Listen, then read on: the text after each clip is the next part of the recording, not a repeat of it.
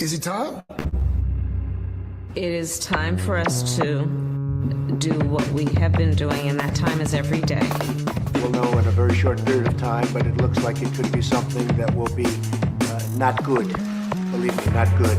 I see issue with that. And again, hey. You're not going to be able to insult your way to the presidency. That's not going to happen. I don't know who created Pokemon Go, but I'm trying to figure out how we get them to have Pokemon go to the polls. I'm Ted Cruz, and my pronoun is kiss my ass. So when you think about it, there is great significance to the passage of time in terms of what we need to do to lay these wires, what we need to do to create these jobs.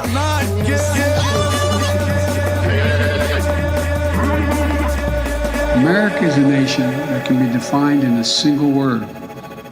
I was going to foot. Not good. Believe me, not good.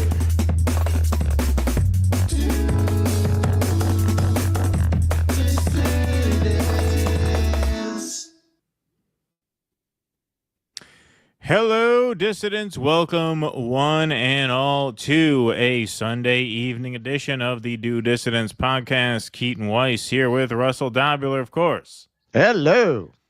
How's everybody doing tonight? Pleasure to be with you from New York, home of the undefeated New York Yankees so far this year. Are they? Yeah, 3-0. Well, it's hard to root for them after last year. You know, you feel like this is the thing about baseball. It's such a long season. When you play such a long season. This isn't like spring training. It's not. No, it counts. They hit 9 home runs yesterday. I think 4 more today. Yeah. Baseball's such a long season, though. It's like if the team chokes in the playoffs, it feels like it's pointless to root for them during a regular season. You know, feels like a waste of time.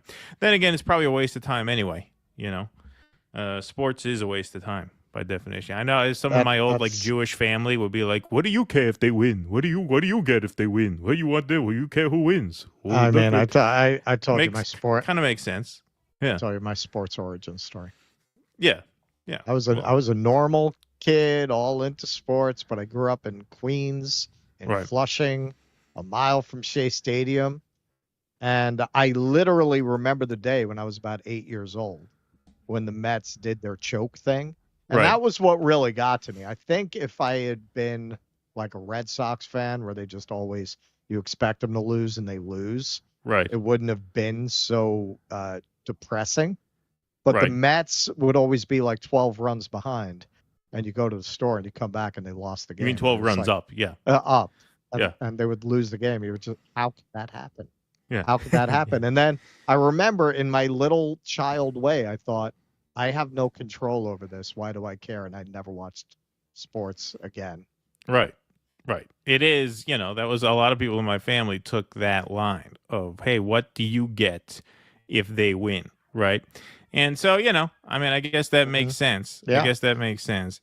I mean, especially when you're talking about, it's not like back in the day where you're rooting for your team and they all live locally. Right. They live on the block and you can kind of feel like, Babe Ruth lives right over there. Joe DiMaggio lives right over there. It's not like that anymore, man. It's a bunch of multi-millionaires knocking balls around. Like, who gives a shit? That is true. That's a good point. I'm trying to find Michael Castillo's sound drop. You rearranged the board here, so I can't find it. No, I mean, it should be in the same general place. Same general place, yeah. I can't. Oh, because you had that at the bottom. Yeah, so that would be with actual people, which is sound effects, music, South Park, Bill Clinton, Pod Save. As for me against you, who the hell are you? Are you Jesus Christ, you loser? There you go. That's it. All right. It's under Uyghur. Got it. Oh, it's under a U for Uyghur. Got it. Put it under his last name. There you go. Well, let's have a cowbell from Michael Castillo since he gave us $100 a few hours ago before the show even started. Thank you, Michael, for your generosity. I'm so sick and tired of the censorship this administration has put on us because we're against genocide. We all need to push back harder and get in the streets, just like Max has stated on the Gray Zone. His approval rating will be worse than Bush 43. Free Palestine. Yes, agree with all that. 100%, Michael. Thank you very much for that. Appreciate that. All right, we got a lot to get to tonight. We got I'm gonna respond to SL Davids. Yeah, you think this is a big coffee cup? They say it's like a soup bowl of coffee. Oh yeah. You should see my regular Buffalo morning cup. The one I got in Buffalo. Oh yeah, I remember that one. Yeah, that one. I remember huge. That one. All right, folks. So we got a lot to get to tonight. We also have the Q&A tonight. So we are going to jump right in here. All right, folks. So this was just a few weeks ago. The incoming United States ambassador to the United Nations, Elise Stefanik. Let's hear what she had to say a few weeks ago in anticipation of her confirmation. Right here and now, the anti-Semites at the United Nations better buckle up because I'm coming. The university presidents were just a warm-up, and believe me, anyone who knows me knows that I'm just getting started. Well, actually, you're not just getting started. Turns out Elise Stefanik will not be the ambassador to the United Nations. President Donald Trump pulls the nomination of Elise Stefanik for UN ambassador amid thin GOP House majority. As we advance our America First agenda, it is essential that we maintain every Republican seat in Congress. I don't want to take a chance on anyone else running for Elise's seat. So, of course, were Elise Stefanik to take the post at the UN, there would be a special election to fill her seat. And given that the Democrats won a shocking upset in a special election just last week and are looking to, at the very least, make this special election on Tuesday a nail-biter in Florida 6th, Donald Trump decided, you know what, we better keep the incumbent Republicans where they are so that we don't have any more close calls. So here he is explaining his decision a bit more. Mr. President, yesterday you asked Representative Stefanik to stay in her seat. Can you explain your reason for that? Did it have anything to do with the tight polling in the Florida district that former Representative Waltz held? Well, I think we're doing, I think we had, as you know, we have a few elections going on, and she is phenomenal, number one. She's a friend of mine, and she was going to go to the United Nations, and I said, look, there's a lot of room for doing that or something else, but she's very popular in her district, and I didn't want to take a chance. I don't even know who else is running. I assume somebody else would have been running, but if she runs, she can't be, you never want to say can't be beaten, but I think can't be beaten. She's very, very well-liked and very smart. And I said, Lise, would you do me a favor? We cannot take a chance. We have a slim margin. We don't want to take any chances. We don't want to experiment. And she polls like I do. I won her district, as you know, by a lot of points. And she also does very well there. So listen, I'm sorry, we're going to have to send another psychotic Zionist to the UN in your place because we need you in your district. The good news is we have plenty to spare. Yeah, no shortage of them. There's plenty where that came from, or so Miriam tells me. Inside Trump's shock decision to pull the plug on Elise Stefanik's nomination from NBC News. At a White House event honoring Women's History Month on Wednesday afternoon, President Donald Trump took 6 minutes out of his speech to personally recognize many of the Republican women gathered in the audience. See, they're going woke. That's how you know things are going bad for them. They're actually, see, wokeness is making a comeback. There, you know. But one person in attendance whom he did not mention was Representative Elise Stefanik, who was at the time Trump's nominee to be the U.S. ambassador to the United Nations. The omission, which several GOP lawmakers took notice of at the time, was all the more conspicuous given that Stefanik's name was included on the list of women in Trump's prepared remarks, according to a White House official. While it's unclear whether Trump purposefully chose to skip Stefanik's name, less than 24 hours later, the president delivered another public blow to the congresswoman. He announced that he was withdrawing Stefanik's nomination for the ambassadorship, citing concerns over Republicans' razor-thin House majority and the prospect of a special election to fill her seat. The sudden implosion of Stefanik's nomination came as a surprise to many Republicans on Capitol Hill, especially given that she sailed out of the committee process earlier this year and would have likely garnered bipartisan support on the Senate floor. Plus, the trickiness of the House GOP's narrow margins is hardly a new dynamic, with Speaker Mike Johnson from Louisiana warning Trump almost immediately after the November election against plucking members from the House for the new administration. But over the last few months, there has been growing anxiety inside the GOP and the White House about the difficulties of governing as they try to pass Trump's sweeping domestic policy agenda, a sentiment that has only been compounded by a special House election next week in Florida. Trump won the district by 30 points in 2024, but the race has become surprisingly competitive, with Democrat Josh Weil massively outraising Republican Randy Fine. The seat opened up when Michael Waltz left to become Trump's national security advisor. So that's another situation where Trump plucked an incumbent Republican out of Congress, and now they have to sweat out that special race, which is coming up this Tuesday, April 1st. And the polling, as you can see there, quite close. Now, the Republican is still favored to win, but as you can see there, a 4-point race versus a 30-point race in November. So that shows you a pretty massive shift in polling, which is not an outlier at this point, because adding to GOP anxiety, Democrats this week flipped a Republican-controlled state Senate seat in Pennsylvania that Trump carried in the last election, referring, of course, to James Malone wins Pennsylvania Senate race in a Trump plus 15 district, a major upset. So the Republicans had plenty of room to work with in that election. 15 points was not enough. They have double the room to work with in this election coming up on Tuesday, and they're having to sweat this out, operating at a major fundraising deficit. And I remember when we covered Stefanik a month or so ago, maybe it was a little longer, I said I was a little surprised that he picked her because, as we joked earlier, there's no shortage of Zionist maniacs you could send to the UN.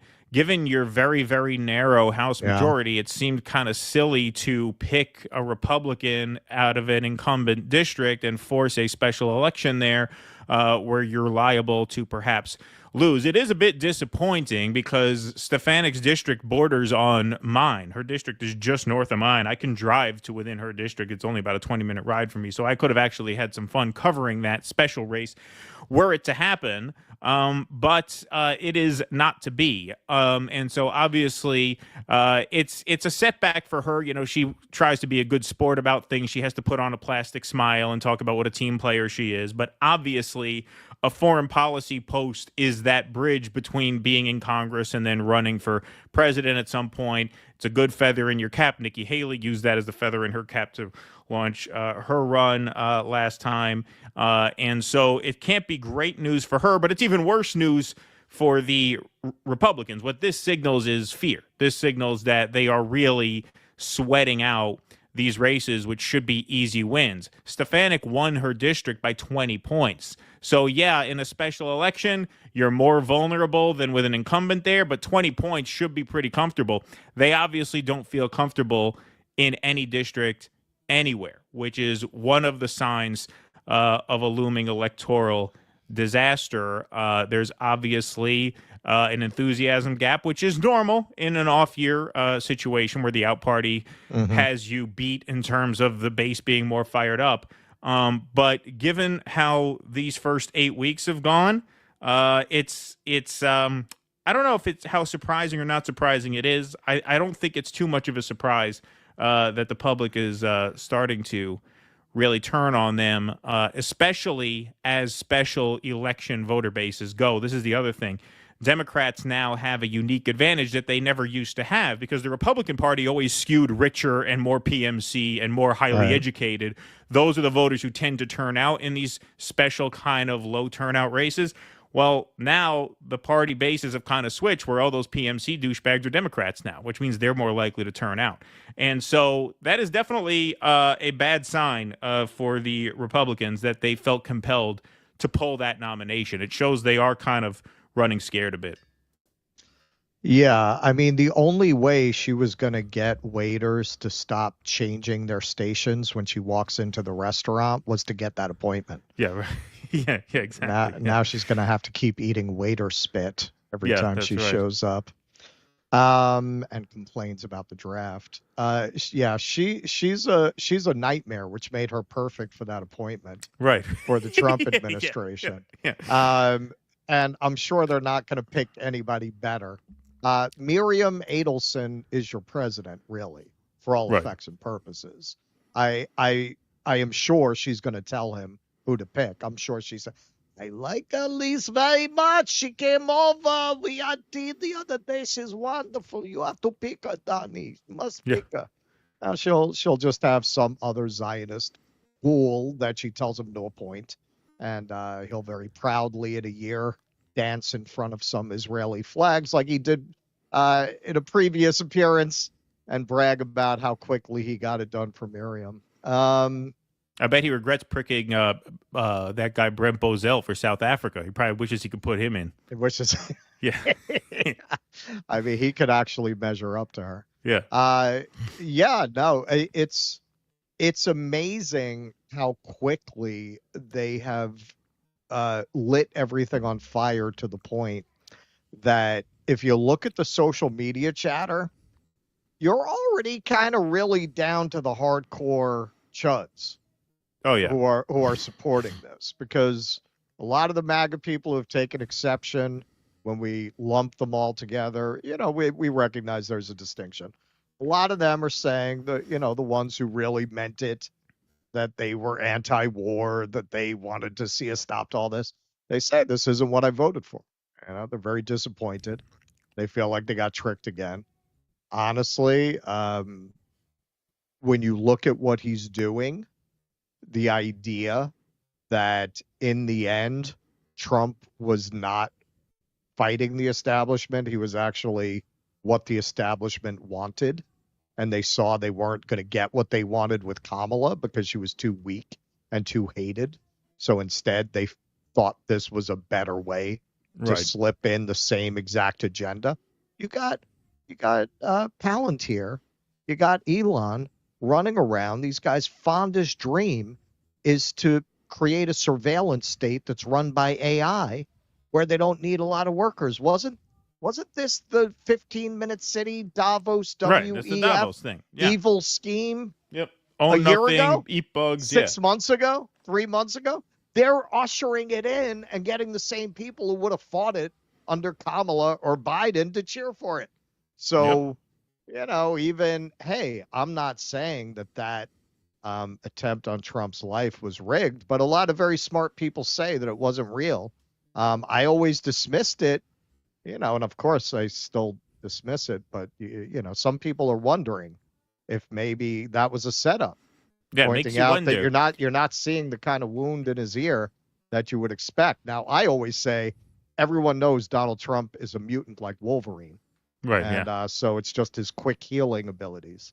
But some people are pointing out, you know, if you get hit with that kind of a shell from a sniper rifle, you know, that doesn't grow back. You're going to have a permanent thing here. So who knows?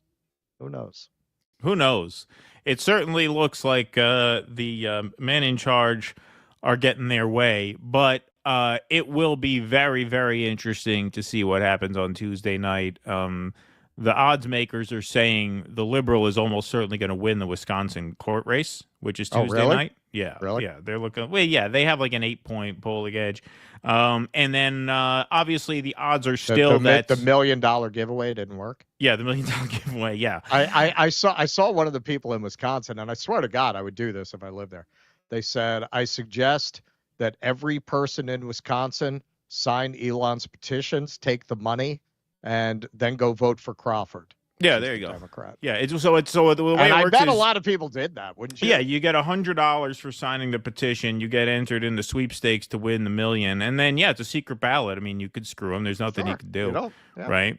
But yeah, so the liberal figures to win that race, and then the Republican still figures to win in Florida. But it'll be interesting to see how close that is, and if the Democrat pulls that off, that will be pretty seismic. That'll be pretty seismic, and it's not impossible. So they keep sending me texts claiming claiming they're leading in the polls. Well, I mean, I'm sure they're cherry picking polls. But I'm sure it's some private poll or something like that. Yeah, but it is close. It is way, way closer than it was last time. I mean, you're talking about a 30-point district that's now single digits. If 30-point races are turning into 4-point races, that really means no district is safe. Which explains why he put her back in Congress. All right, Treeman, thank you for becoming a YouTube member. Appreciate that. Michael Castillo, the deep state knows where I live. Thank you for the donation, Michael Castillo. Appreciate that. Hillary Hinton really missing the simpler times of MyHop versus LIHOP, free fall speed, Vigilant Guardian, P-Tech, Phantom Flight 11, and last but not least, the high strangeness of Hello Mom. This is Mark Bingham. Thank you. Yes, I remember that. Fat Not So Fat, thanks for the 1999. I drove from southern Indiana to Great Lakes, Illinois. I'm currently staying in Vernon Hills. God, these people have a lot of money. Their pets have a better life than us anyway. I'm going to Whole Foods to buy an egg to stick up my ass. Okay, thank you, Fat Not So Fat. Appreciate that very much. Kuznetsky got to get your money's worth these days. You do, indeed. Kuznetsky was saying, thanks for the $4.99 super sticker. Appreciate that very much. Great crowd in here tonight. Already 1,800 in the YouTube chat, 877 on Rumble. Big crowd in here tonight. Smash that like button, smash that subscribe button, smash that follow button over on Rumble. Ex-Barbarian, thanks for the $5. To be honest, this whole administration feels like simple, raw OG protection money. Yeah, extortion is the new black. Endless blackmail, etc. Nothing ideological at all. Crime unleashed. Yep. Yes, thank you. Wait till we get to Greenland. Yes, wait till we get to Greenland. Yeah, you'll see that in action for sure. All right, but before we go to Greenland, so we have two cold weather countries in the lineup tonight. And the first is Canada. So let's first go to Canada. Blame Canada. Blame Canada. I didn't get around to cutting it. That's going to, because I know this story is going to be ongoing. Yeah, we'll have plenty of chances for that one.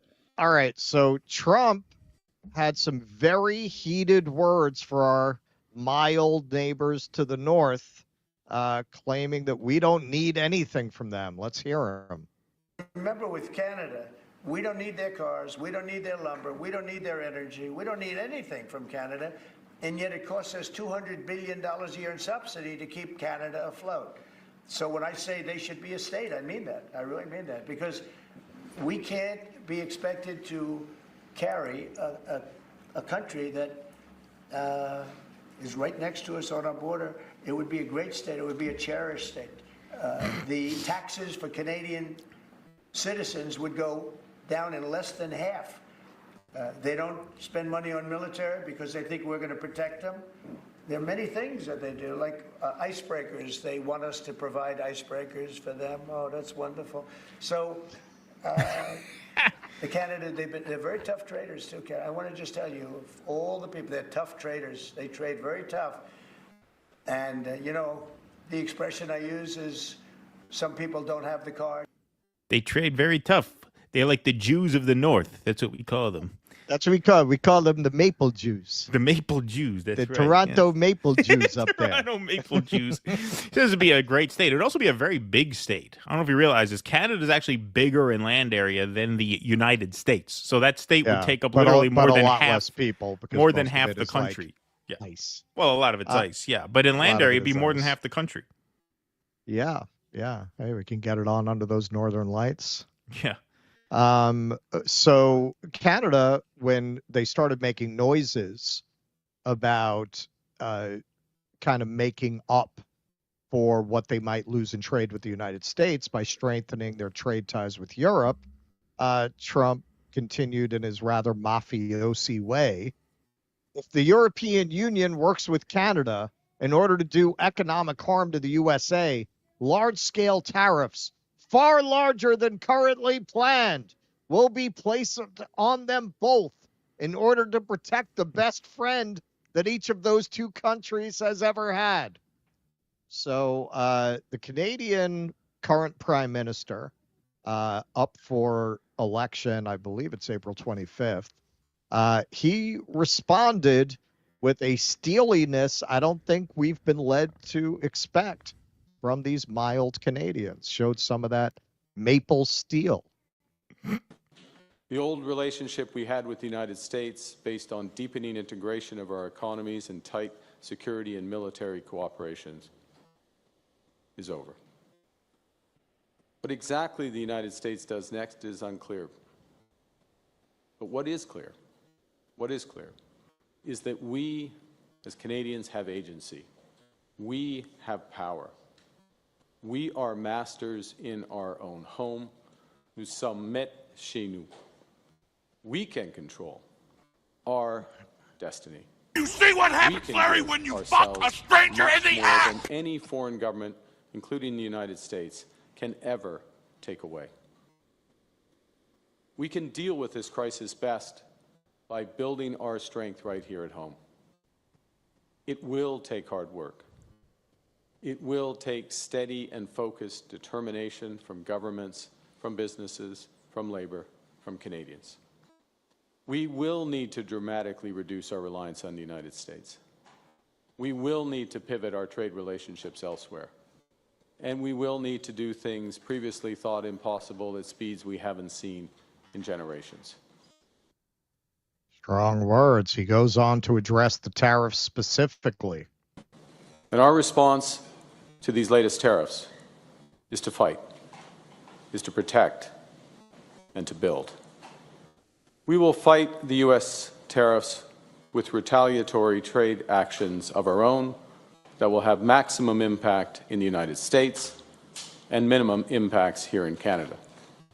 With time, it will become apparent that these actions will end up hurting American workers and American consumers. I reject any attempts to weaken Canada, to wear us down, to break us so that America can own us. That will never happen.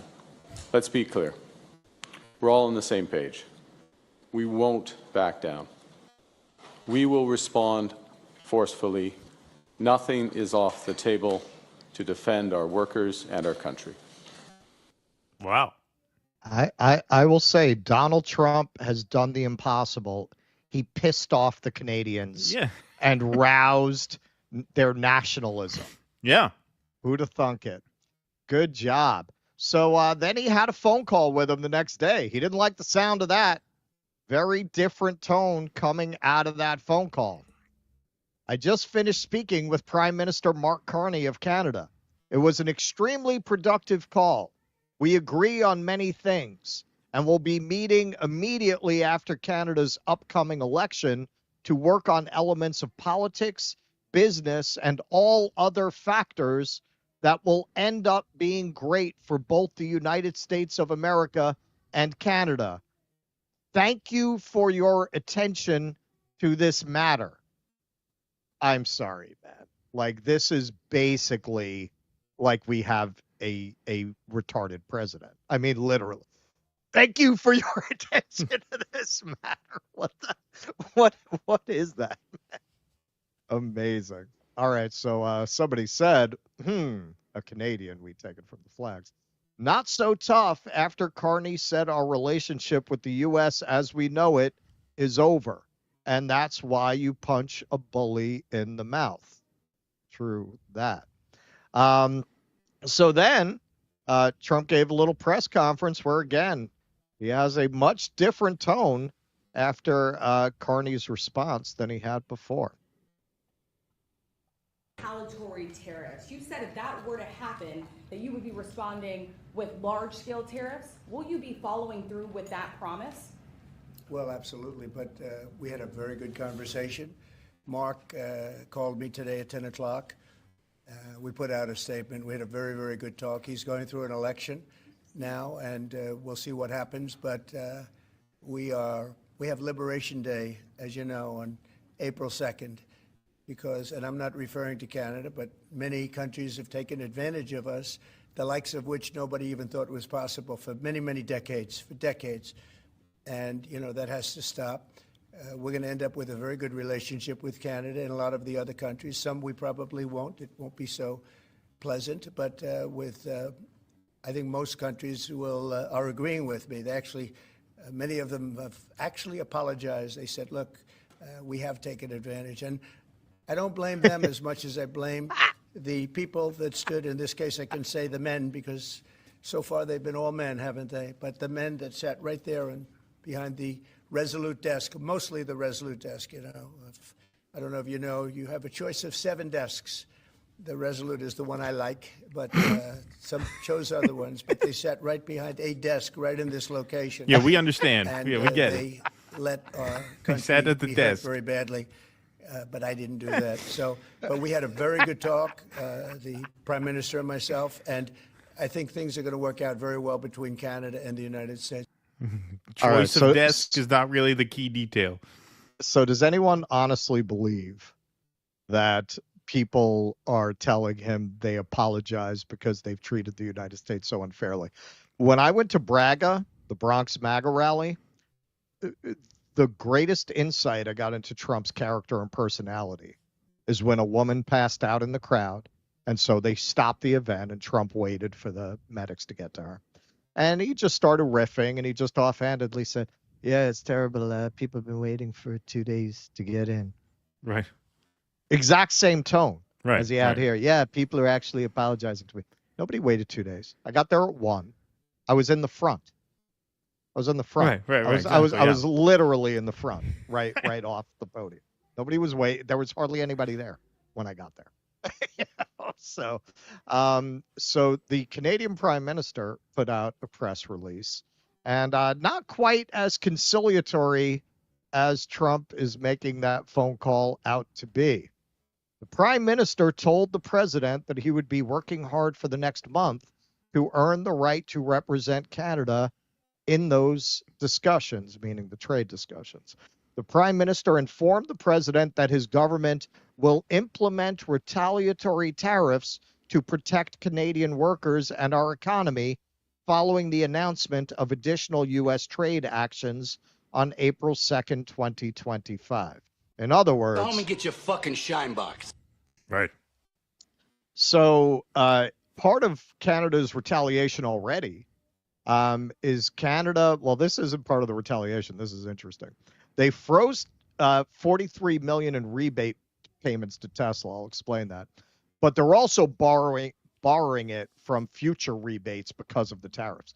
The $43 million, okay, so they had a rebate program where the dealers give people the rebate and then the government sends them the money.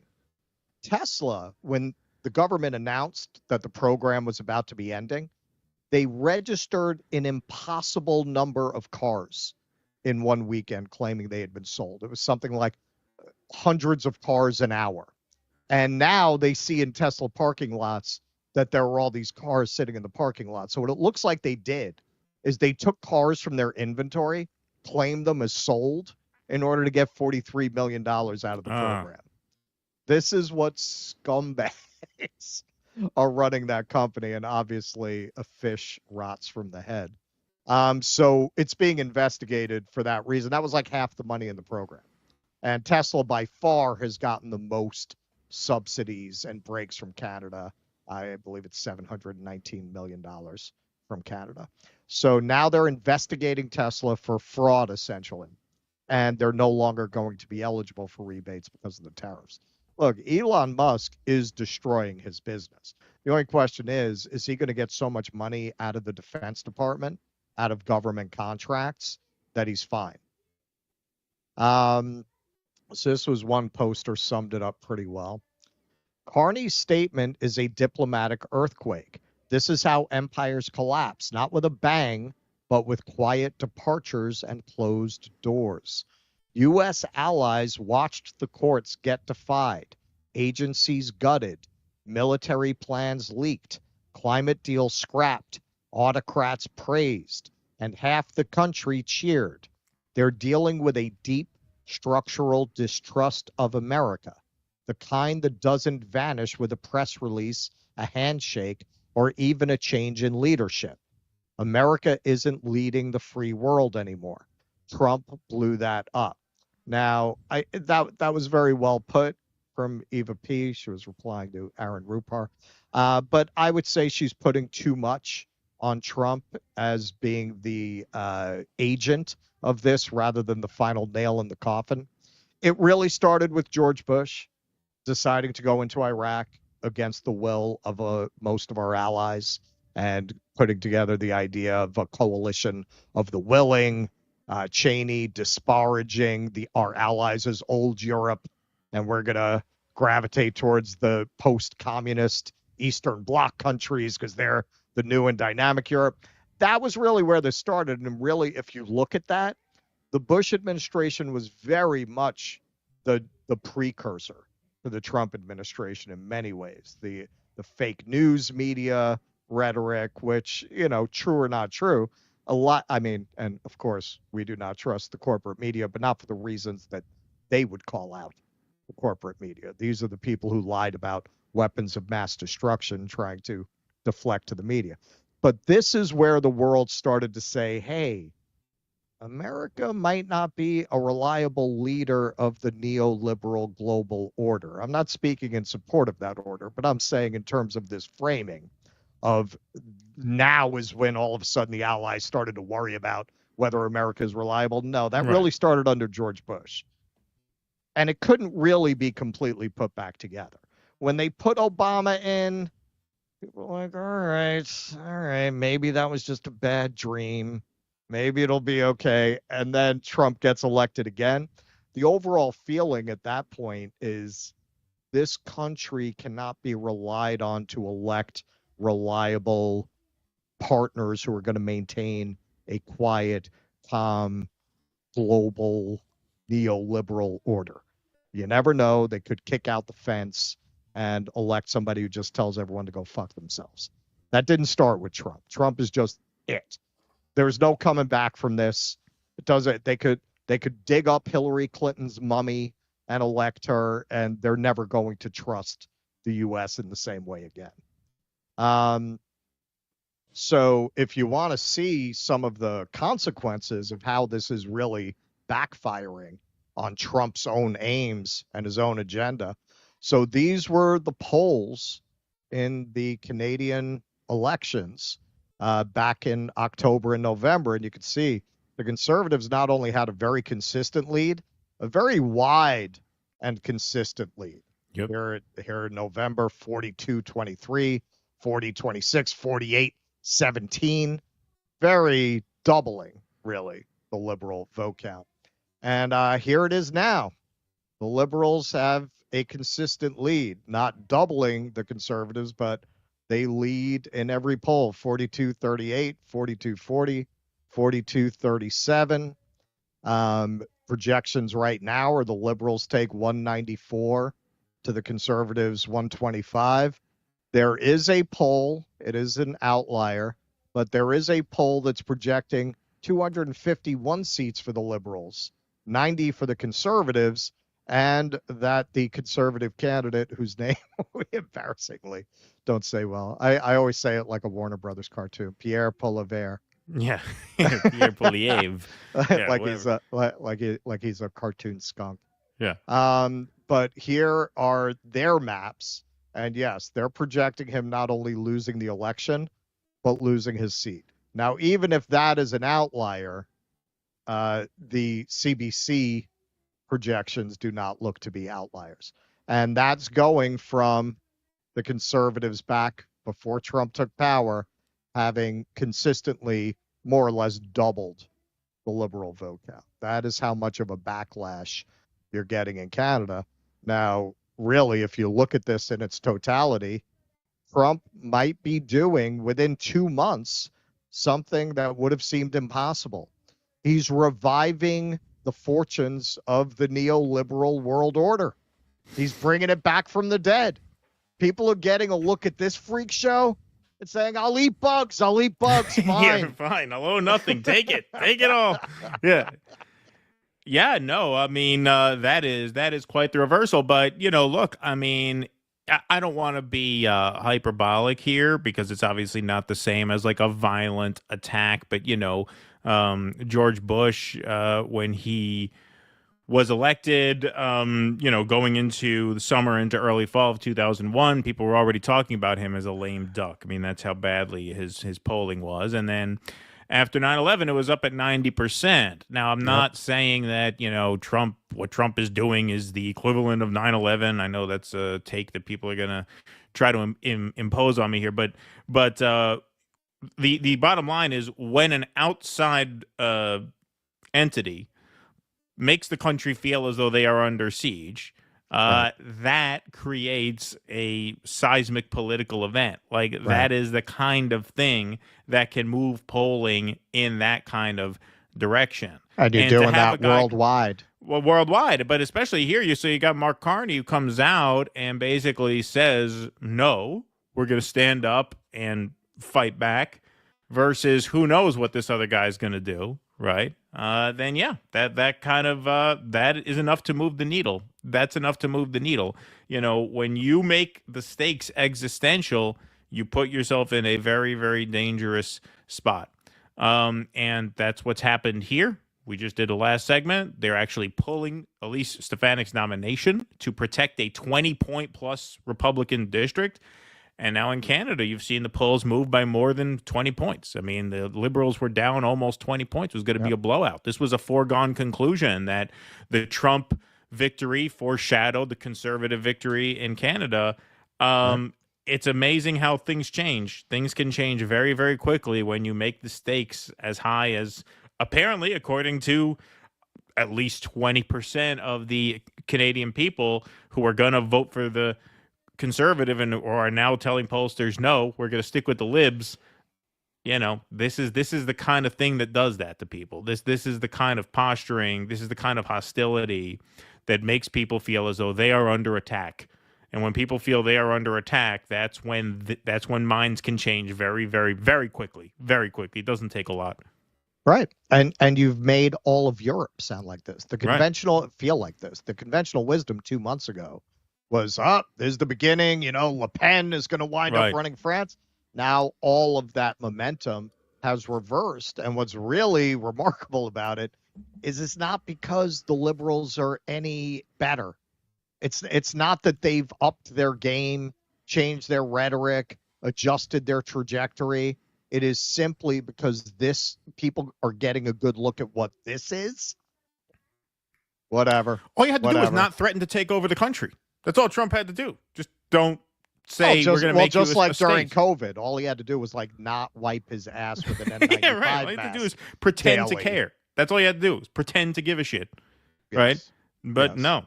People are starting to feel like, my son is a little feminine. So what if he wants to go on puberty blockers? Right, exactly. Yeah, I'll take it. Yeah, no, it is amazing how things have changed there. And you even saw Trump say, I look forward to talking to him more after the election, meaning assuming he's going to remain in power. It's almost like Trump sees it now as a foregone conclusion that he's going to remain in power. Whereas, 5 months ago, you wouldn't be talking like that. You'd be saying, after the election, we're going to have new leadership in Canada. It's going to be a new day. Now he's like, I look forward to continuing these talks after the election.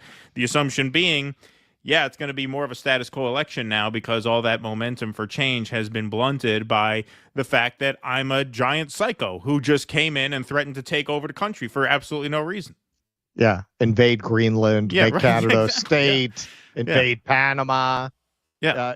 You've got a few psychos, most of them who make a living podcasting, who are going to go down this road.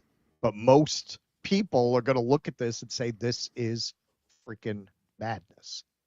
Yeah, indeed. Brent Yoendo, thanks for the $10. Candace Owens, Rabbi Shmuley, you and Israel are Satan's secret workers that my Bible warned me about. To fight you is to fight deceitful evil, paraphrasing Piers Morgan appearance. Also, Candace, get them, Trump, fight the deep state, as he continues to be the most bought-out Zionist president of all time, giving said evil everything they want and more. Thank you, Brent Yoendo. China Shill, thanks for the $2. As a ska enjoyer, I respect your music choice and taste. Thank you. I like that reggae stuff as well. All right, we got a couple of big donations. Alex Das Lieb for the $99.99. Let's have a cowbell for Alex. Thank you, Alex. Appreciate that very much. That's very kind of you. Any other Catholic goyim get flashbacks when Russ rings his bell? L'chaim. There you go. Thank you, Alex. Appreciate that. China Shill, thanks for the $2. Another China Shill W. Trump was always the plan. Thanks, China Shill. All right, we got a big one from Landrew for $200. Holy wow. shit. Thank you, Landrew. Thank you, ma'am. And it's very kind of you. We'll get you your sound drop here. Here, I'll read this. I am Landrew. Landrew is dead. You know, and this is a good time. Landrew, I will mention it now and for the audience. So my intermission today is one of my favorite Star Trek parodies. It's a song parody called Back to the Ship. All right. Awesome. Landrew, thanks for the $200. It's super kind of you. The Tesla Takedown Saturday was amazing. Far more people than I thought. The fire department of this wealthy city showed up. Haha. Knowledgeable, kind, and thoughtful people.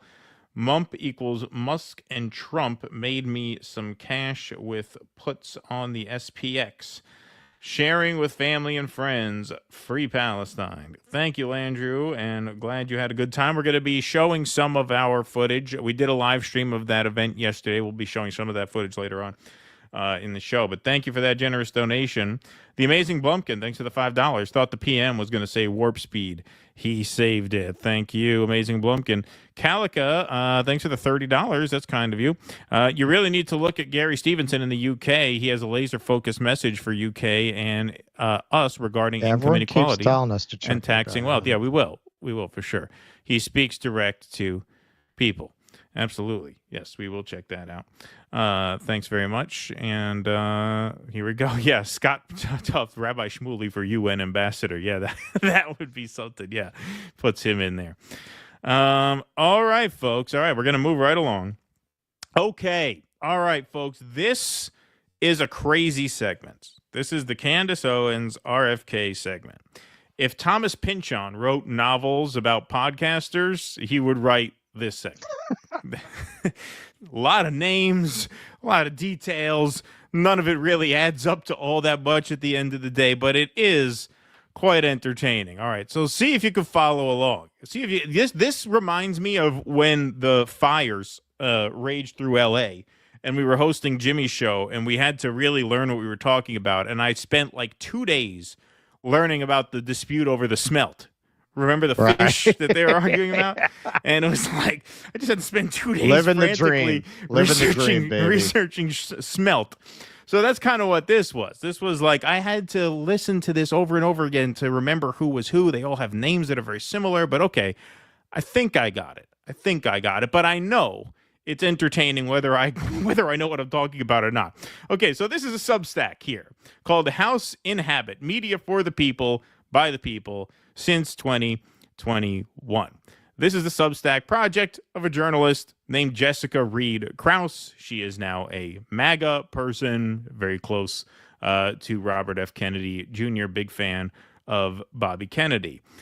Jessica Reed Krause and Candace Owens are feuding about relatively trivial matters up until a day or so ago. So Vanity Fair writes the article, Candace Owens and Jessica Reed Krause are in a massive MAGA world spat, and the party fissures are showing. So this will catch us up briefly.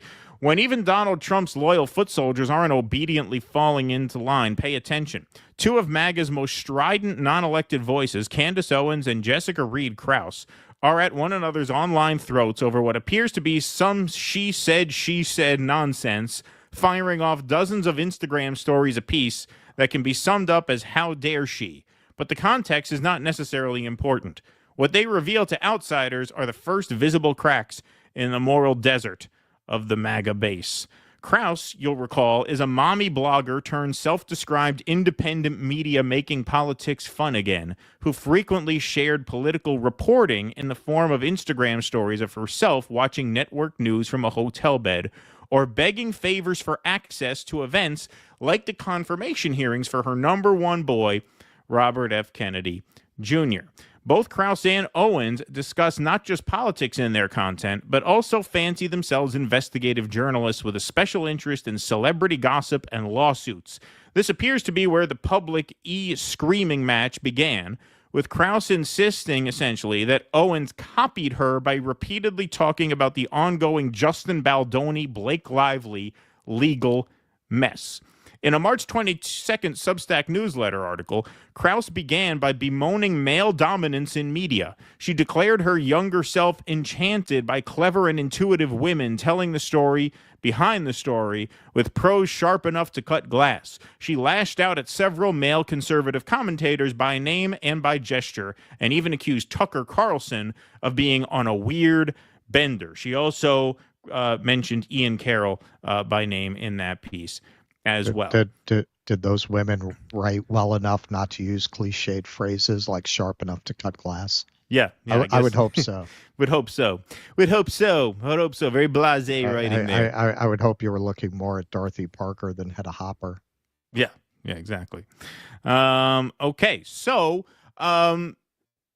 Jessica Reed Krause runs this Substack here, and she apparently hired Emily Hagan, a journalist, to write a smear piece about Candace Owens, uniquely Candace Owens, not just one of a few mentions in the previous article, but she hired this woman, Emily Hagan, to write a smear piece about Candace Owens.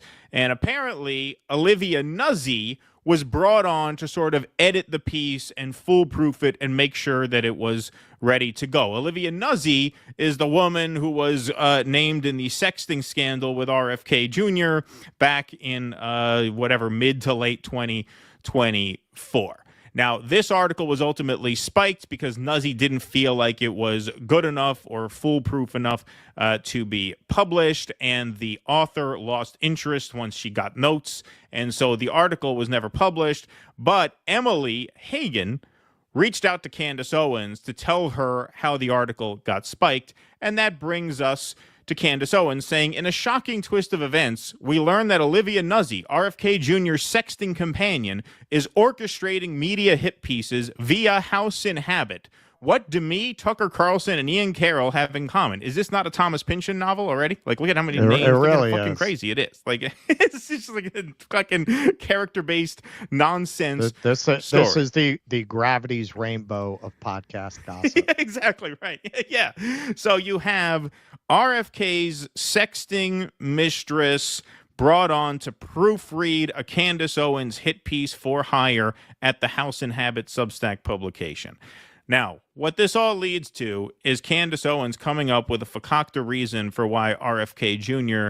must be under the influence of sexual blackmail. So here she goes. Carlson, Candace Owens, and Ian Carroll have in... I'm going, what does Tucker Carlson, Candace Owens, and Ian Carroll have in common?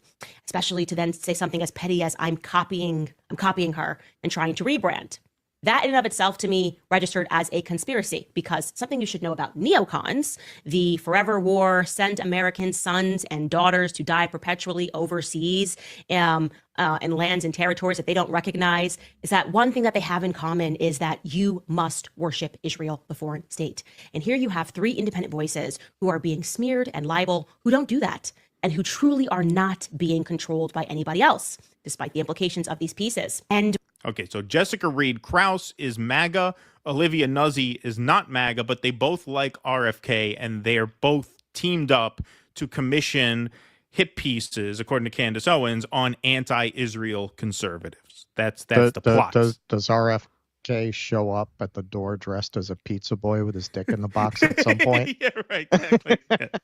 When she was revealed of who was overseeing this piece and who was going to personally edit it, we found out that this person was Olivia Nuzzi. Clean shot, Olivia Nuzzi said. It needs to be a clean shot. They are speaking like they are an assassination hit squad. Who is this human being? Who is Olivia Nuzzi? Why is she calling shots, clean shots, on people like Candace Owens and directing and being some ghost hand behind the scenes? And it's not, once you understand who Olivia Nuzzi is, shocking that she would go after Tucker Carlson. What's rather shocking is that Jessica Reed Krause is bragging about how close she is to Donald Trump while having a person who is taking shots at real conservatives in this country. So I'm going to tell you about Olivia Nuzzi. She was a correspondent for New York Magazine. Yes, the one that we just uncovered, that whole weird pedophile senior writer sympathizer. She was a correspondent for New York Magazine from 2017 to 2024. So she had quite a long tenure there. And so, yeah, she had quite a long tenure at New York Magazine until in September of 2024, New York Magazine had to place her on leave after it was disclosed that she was having an affair with RFK Jr. Now, they both maintained at the time that this was clearly a sexting affair. But the other element of this is super interesting. Olivia, currently living in Malibu, which means now she doesn't live in a city, which means now she's got to drive a car, is driving a car. She's driving a foreign car in Malibu, and her license plates, and I'm not giving you the end of a license plates, but her real true license plates are, and I can show you here, RFK 66 blank blank. Oh my God. That is some coincidence. I gotta tell you, okay? Like, I gotta tell you, it's a weird thing. Like, it's not every day that your license plates reflect the sexting scandal that you just had, okay? It's not every day. Now RFK is in office, and I'm thinking, okay, he had to defend his Rabbi Shmuley. Okay, before we get into that, so I'm using as a basis for this the tweet here from Red Pill Salem, who, for time's sake, cut around the part where Candace Owens mentions that Olivia Nuzzi apparently does not come from money. And so it's kind of strange that a person freshly fired from a job that couldn't have paid all that well anyway moves to one of the wealthiest neighborhoods in the country and is now driving a foreign car with license plates that say RFK on them, right? So the insinuation here, and it's not terribly far-fetched, is that Olivia Nuzzi is getting some schkarol from the sexting partner and is perhaps holding that over his head in some sort of blackmail payola scam. So this goes on. Destroyed in a debate, but he's kind of made anti-Semitism his focus. This is a tweet from him that he recently sent out. Anti-Semitism, like racism, is a spiritual and moral malady that sickens societies and kills people with lethalities comparable to history's most deadly plagues. In recent years, the censorship and false narratives of woke cancel culture have transformed our great universities into greenhouses for this deadly and virulent pestilence. Making America healthy means building communities of trust and mutual respect based on speech freedom and open debate. And then he included a link to the hhs.gov. So that's weird. And then he's decided that anti-Semitism is a health crisis. Learn more about the symptoms of anti-Semitism. Go to hhs.gov. Ask your doctor about if you might have anti-Semitism. In my younger days, I had some anti-Semitic thoughts, and I had immediately growths and bumps all over my dick. That Symptoms include enlarged nose. Hey, doc, is my nose growing? It's because I came down with a case of anti-Semitism. Yeah. All right. So she goes on. All right. So she's like, okay, so this is kind of weird here. You have the pro-Trump woman and the anti-Trump woman who both like Bobby Kennedy smearing anti-Israel conservatives, while one of them seems to be living on Kennedy's dime in Malibu after getting busted sexting with him. So now she's like, okay, why is Bobby Kennedy using his position as HHS to basically spread Zionist propaganda when a lot of people who supported his nomination, which was not me for the record, but people who did, made the argument, hey, how much harm could he do to the Palestinians as HHS secretary, right? Well, they find a way. So here we go. And then he included a link to the hhs.gov. So that's weird. And then he's decided that anti-Semitism is a health crisis. Like, this is not what we put you. This is just not what we put you in office for. I don't care who needs to debate any of this, other than this is not what people put you in office for. We wanted you to go after vaccines. We wanted you to go after the CDC. We did not want you to establish anti-Semitism as a health crisis. And The Atlantic was right when they wrote this headline: make public health officials stay in their lane again.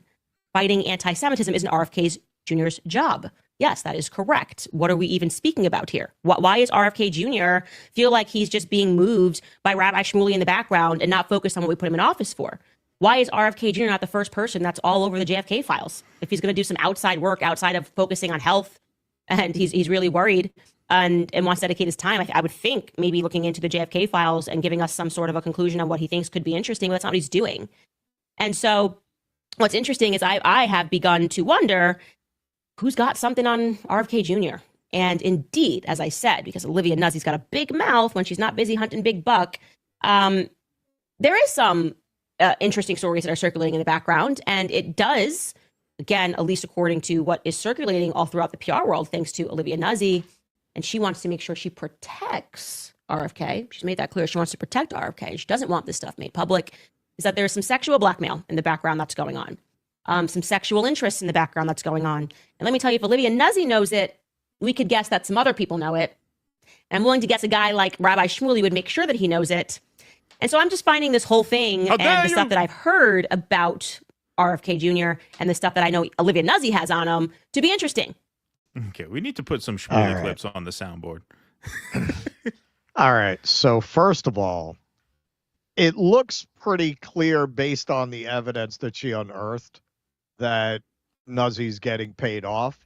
But that aside, because RFK's servile kowtowing to Israel started long before that particular scandal, RFK is an ex-junkie sex pervert.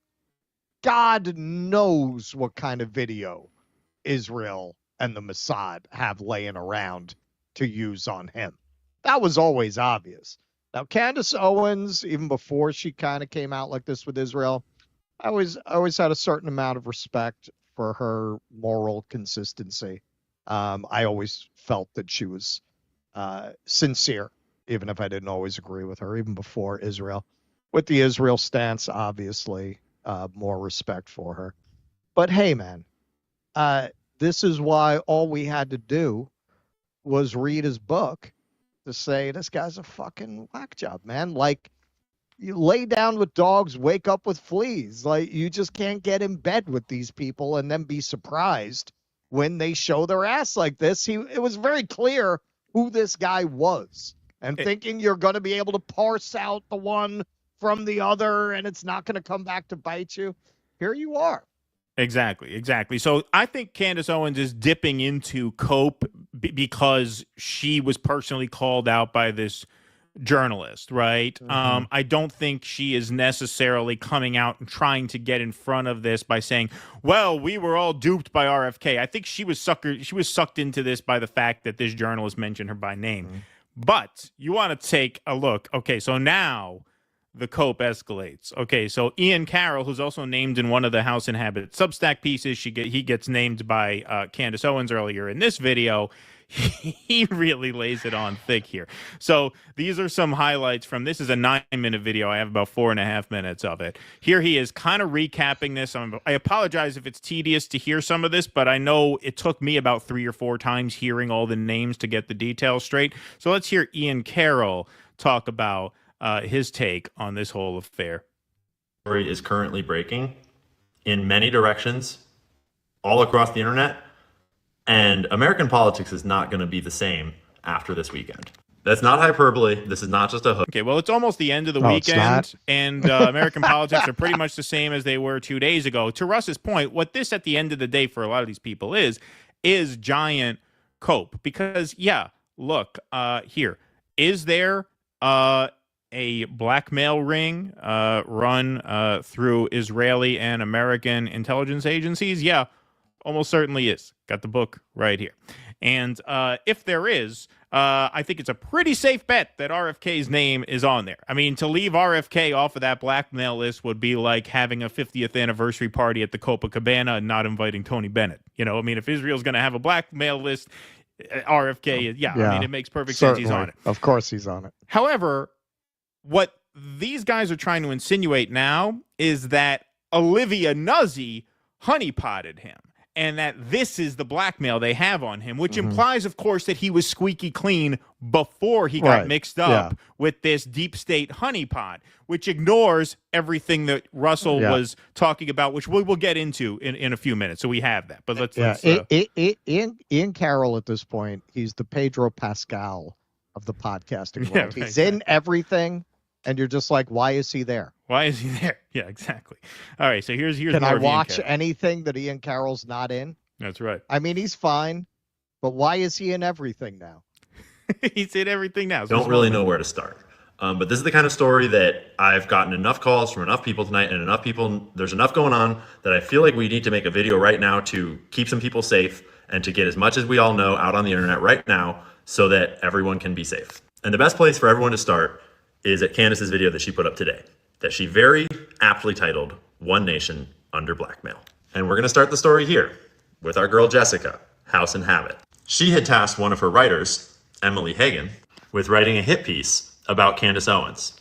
They were trying to create or dig up some dirt on Candace's husband for some reason to take her down. For reasons we'll kind of get to in a second. Emily submitted a draft kind of, and Jessica, House and Habit, was having her girl, I believe, Olivia Nuzzi, read through it, and it was like, we can't publish that, it's too 4chan-y. House and Habit clarified that it needs to be a clean shot. A clean shot to take down Candace Owens. Good fucking luck with that. If you don't remember who Olivia Nuzzi is, she's the woman that had the sexting scandal with RFK last year, who then cozied up to House and Habit for reasons that are not entirely clear, and sort of started secretly editing there behind the scenes and kind of replacing people and getting really close to Jessica Reed Krause, House and Habit, for reasons that are still not entirely clear as far as I'm aware. To be fair, there's a lot that is not entirely clear because this is so complicated and everything in this video is hearsay and rumors. And obviously, when they tried to come to Canada... It's a very convoluted story we're spinning to try and keep our subscriber base intact. Because the problem is here is they love RFK's stances on health, but they hate his stance on Israel, and they have to reconcile that. And it's very difficult without alienating a huge part of the audience. And it created all this drama, and Candace don't take no fucking shit. And Jessica had been super mean to the writer of the article and that had then fired her. And so her and Emily had all this drama, and then her other best friend, and it had gotten super fucking vitriolic. And eventually Emily was like, fuck it. I'm just going to go to Candace and come clean and say what's going on. That's how we got this video. And I was only 15 minutes into this video when I started getting interrupted by all kinds of calls from all kinds of people all over the country that have more information about this. Because this story is way past the point of no return. And it is way bigger than some girl drama. So at the second Trump Butler... Actually, no, it's not. Not really. No. Yeah, I don't know about Thomas Pynchon. I think there's more Mindy Kaling. Yeah, it could be. It's Thomas Pynchon in the fact that there's so many names, so many generic sounding names to keep track of. You know, it's like it's a huge web of stuff. Rally in July of last year. There's Mindy Kaling's next series for HBO. Yeah. House and Habit was hanging out with some of the people that I know and apparently receiving a bunch of phone calls all about this blackmail situation with the Olivia Nuzzi sexting scandal.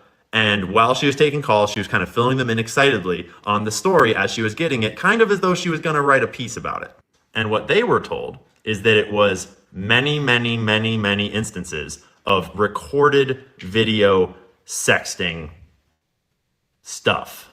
They were told in some form that Olivia Nuzzi's husband was in on recording it, whether that is him tapping her phone or her and him as a husband-wife couple kind of targeting him.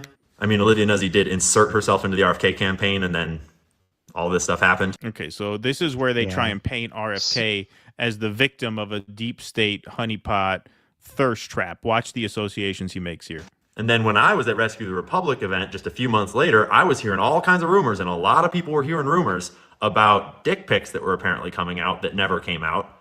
I suspect that that was a misunderstanding of this story, sort of being nobody told me about that, rumored around. So what we got was a story that Olivia Nuzzi and him had a romantic, emotional connection over the phone that had caused her, it was inappropriate, and he apologized, and so she left the campaign sort of, and then went and got real cozy with House and Habit, who had a lot of details, who was rad. I don't know what happened there, but I know that what a very trusted person on my end told me that they heard at that event was that it was not just that. It was recordings of video sex. There's also a lot of swirling rumors of other people that he's been having sex with that are very heartbreaking and inappropriate. But I started to wonder, who might Olivia Nuzzi and possibly her husband, Stefanik, who, if they'd had that, who might they have passed such blackmail to? Either sold it or been sent by some group.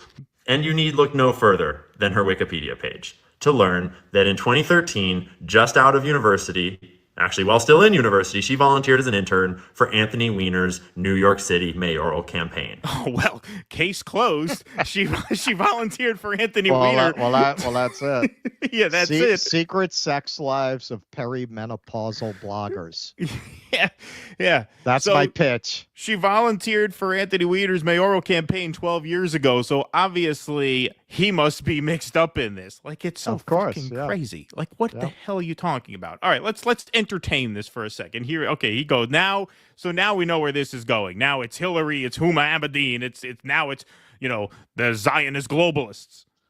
If you don't know about Anthony Weiner, look it up. And that is a direct tie to Huma Abedin and to Hillary Clinton, and to, at that point, just pick your term for whatever deep state groups you want to talk about. That blackmail could be anywhere by now, but I think we all know who has it. Meaning Israel. Okay, wow. What a convoluted fucking story that is. Now, look, as I said, and as Russ said, it's very possible. In fact, it seems likely that Nuzzy is getting some money from RFK. I mean, she's living in a house in Malibu. She's driving a car with his initials on the license plates, right? So I'm not saying there's no blackmail going on there. But to concoct a story like this as if this is the bombshell that all fell into place within the past 6 months, that's where this becomes just massive cope. And our friend Big Mad Crab went a little viral here. He put together this video. We can play most of it. There's a copyright issue with some of it, so we'll cut it a little bit short, but we retweeted this. It's up to 650,000+ views. Oh, nice. Yeah. Go Crab. Go Crab, that's right. He quote tweets this. By the way, Big Mad Crab and Snow Himbo are friends. They have a new YouTube show called Prole Pilled, Prole Pilled. You should go check that out and subscribe. It's good. They're fun dudes, just like us. Fun dudes got to stick together. Yeah, I like this guy, Crab. It's like he goes sideways like a It's like a Stefanik lemur, yeah. Stefanik lemur goes sideways. That's why I call him Crab, man. That's what I call him, Crab. Yeah, he's like a crab, Thomas Friedman says he's just like a crab. So Mad Crab says, he quote tweets Ian Carroll, says, if you are just finding out that RFK Jr. is blackmailed after spending your entire public career shilling for him, you are gatekeeping all the evidence we had over the last few years and purposefully led your audience off a cliff. Yes. And this is all cope to sort of wash their hands of the fact that they made a fuck ton of money and gained a fuck ton of clout by pumping this guy up, knowing eventually the Zionism was going to be a problem. They were hoping that because he's HHS secretary that it wouldn't be, but now he's tweeting shit like anti-Semitism is a bigger public health risk than measles. Now you got to kind of negotiate that, okay? All right, so here is some of Crab's video that went kind of viral here. So here's some of the evidence about RFK that predates this whole Thomas Pynchon, Mindy Kaling novel mashup, drama that we just talked about. And Glenn then comes to the United States. It's hard for them to live here. And she comes and I think my impression was that, and I don't know, she was always wonderful to me and, kind. I mean, I knew Harvey Weinstein. I knew Roger Ailes. I knew O.J. Simpson came to my house. Bill Cosby came to my house. I've said this from the beginning. Charles Manson. I knew Squeaky Frog.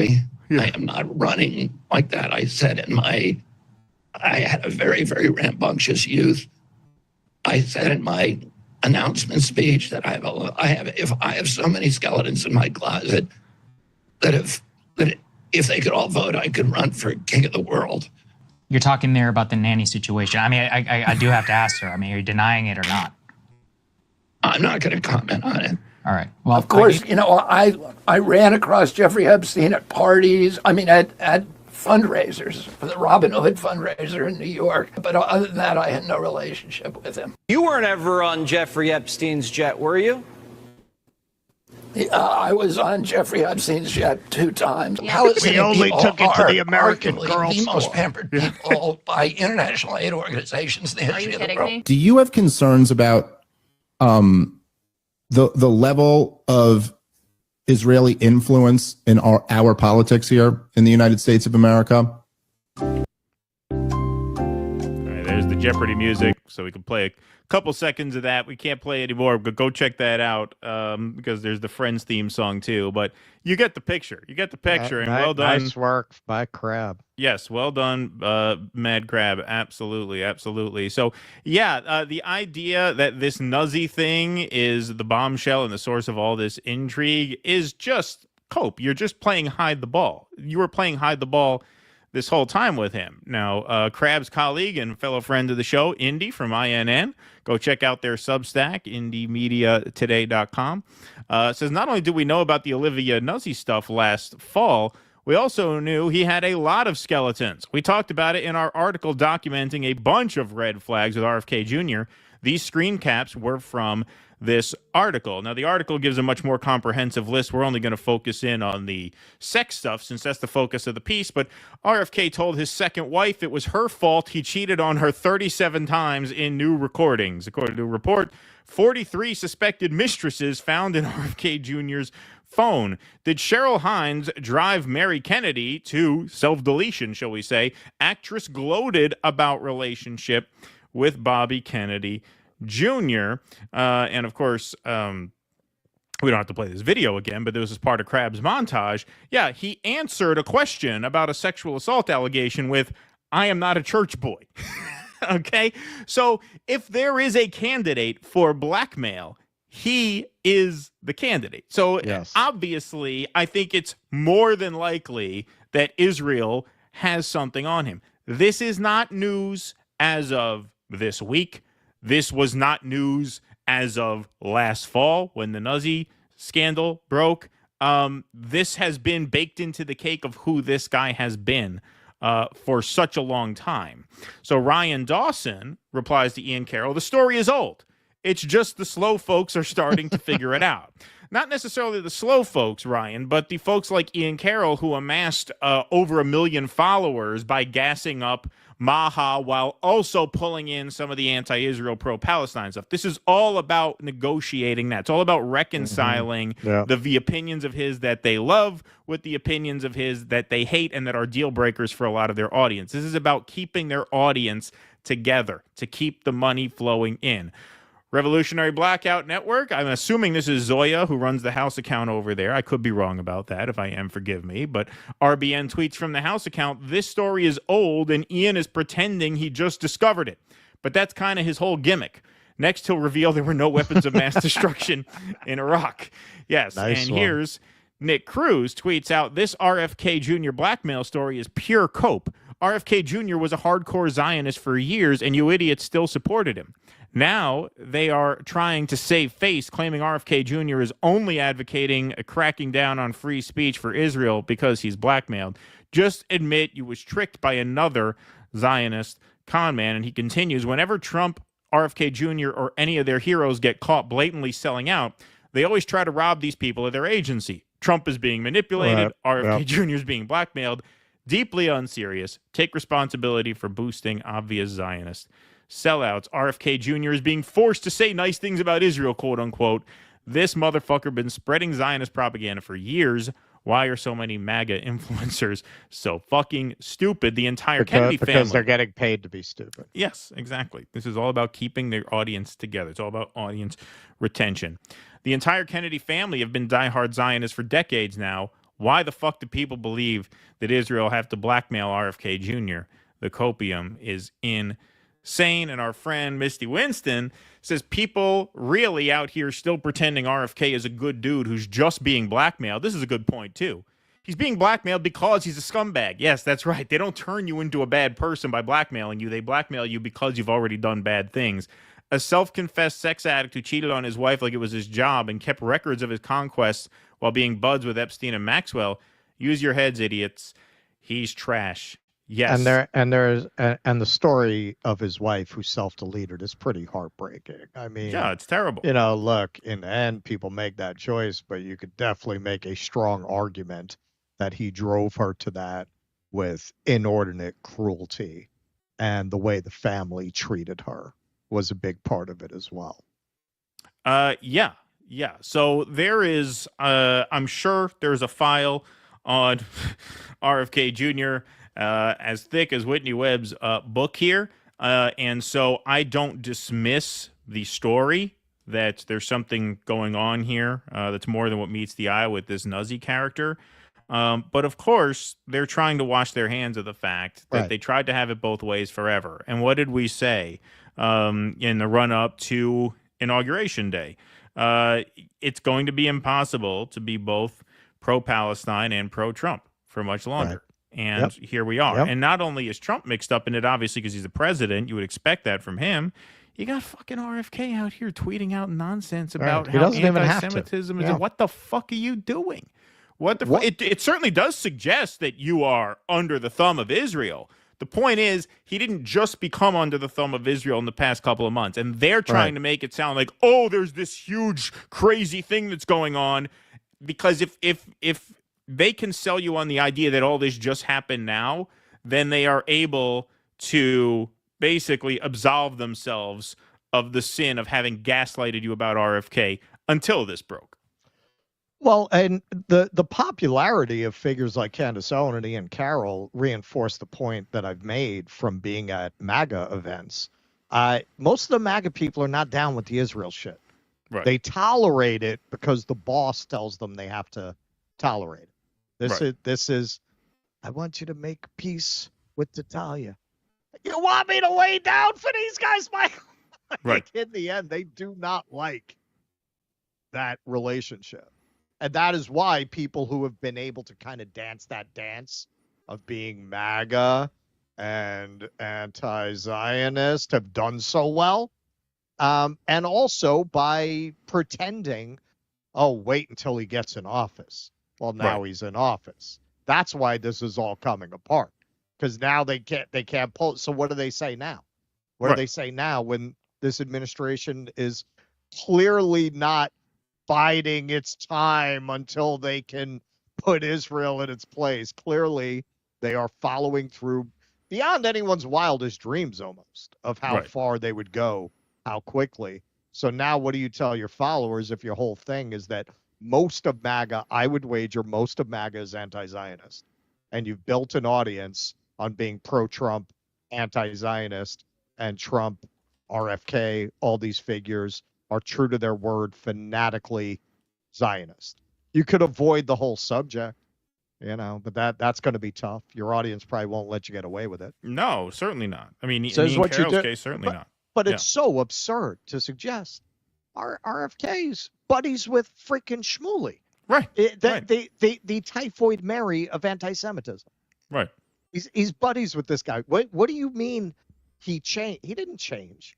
No. This was part of our beef with him all along, other than his batshit take on AIDS. Right, which we were going to actually cover tonight because there was speculation that he was going to disband the infectious disease unit or whatever of HHS. It never actually happened, as to my knowledge. If that does happen, we'll cover that later in the week. But there's a part B to this, which is better than the first one, if you could imagine. Okay, so we're going to set this up as a different clip. All right, so in a previous clip, which I recommend watching, we'll link to it here, you have Candace Owens coming out and basically insinuating that RFK is being blackmailed by Israel into going out of his way as HHS secretary to support Israel unnecessarily. Ian Carroll followed suit and put a little more meat on the bones, gave his own take, basically insinuating that Olivia Nuzzi was part of a deep state honeypot scheme to rope RFK into being blackmailed. And so there's a little bit of trouble in the sort of, anti-Israel right-wing space here, because a lot of the anti-Israel right also likes RFK Jr., even though he's pro-Israel, because they like his stance on the health matters. So when you have to keep your audience together, right, when your grift is falling apart, who do you need to chime in to bring everybody in under the same roof, get everybody back on the same page? Alex Jones chimes in, and this is why this guy is where he is, man. This is a pro at work. This is funny stuff. So here he is chiming in, trying to keep the house in order, shall we say. I think Candace Owens is a great person, super smart, super funny, super witty. So is Ian Carroll. And I think all the investigations they do and the things that they research are really helpful to society. And they're coming from what they do from a place of really trying to make the world a better place. And we really should have open debate about everything. That said, this whole RFK Jr. thing with, there's these women and people at events saying he's with women, and if this is going on, there's this writer over here that, attacked Candace Owens and, Rabbi Shmuley, who is a demon. And I don't like the fact that Kennedy sits there and says nice things about him. It's ridiculous. So you do have to ask what's going on there. But Kennedy's always supported Israel. And me personally, I don't like the whole Palestinian thing and Iran and Hezbollah, and I also don't like the stuff Israel's doing. Israel clearly stood down on October 7th. You know me, I don't think that's the biggest problem in the world.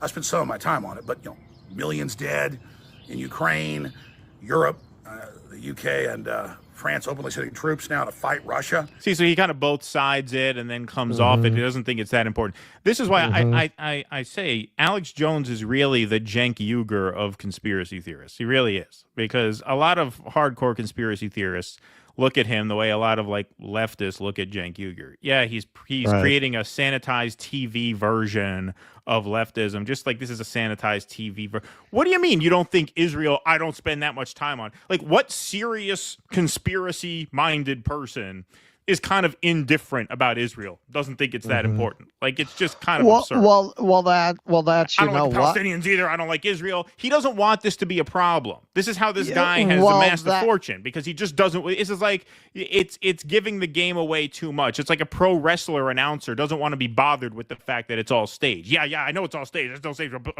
This is a show here. That's how all of these guys in this space negotiate that. That's what Matt Walsh does. Right. Matt Walsh makes it a foreign aid issue. Right. Exactly. Yeah, no, I'm not against anybody. I don't think anyone should get foreign aid. Yeah. Now, as for the issue of the women, this is where it gets really fun. And Putin's saying it'll be a bloodbath. We're ready for total war. That's getting about 1% of the coverage of just this total Israel obsession. So from my perspective, I'm just so sick of being on air 30 years and people always being obsessed with Israel. The Christian Zionists that just worship it and think it can do no wrong, no matter who's in charge there. The other side that just thinks everything's run by Jews. I'm just freaking tired of it, okay?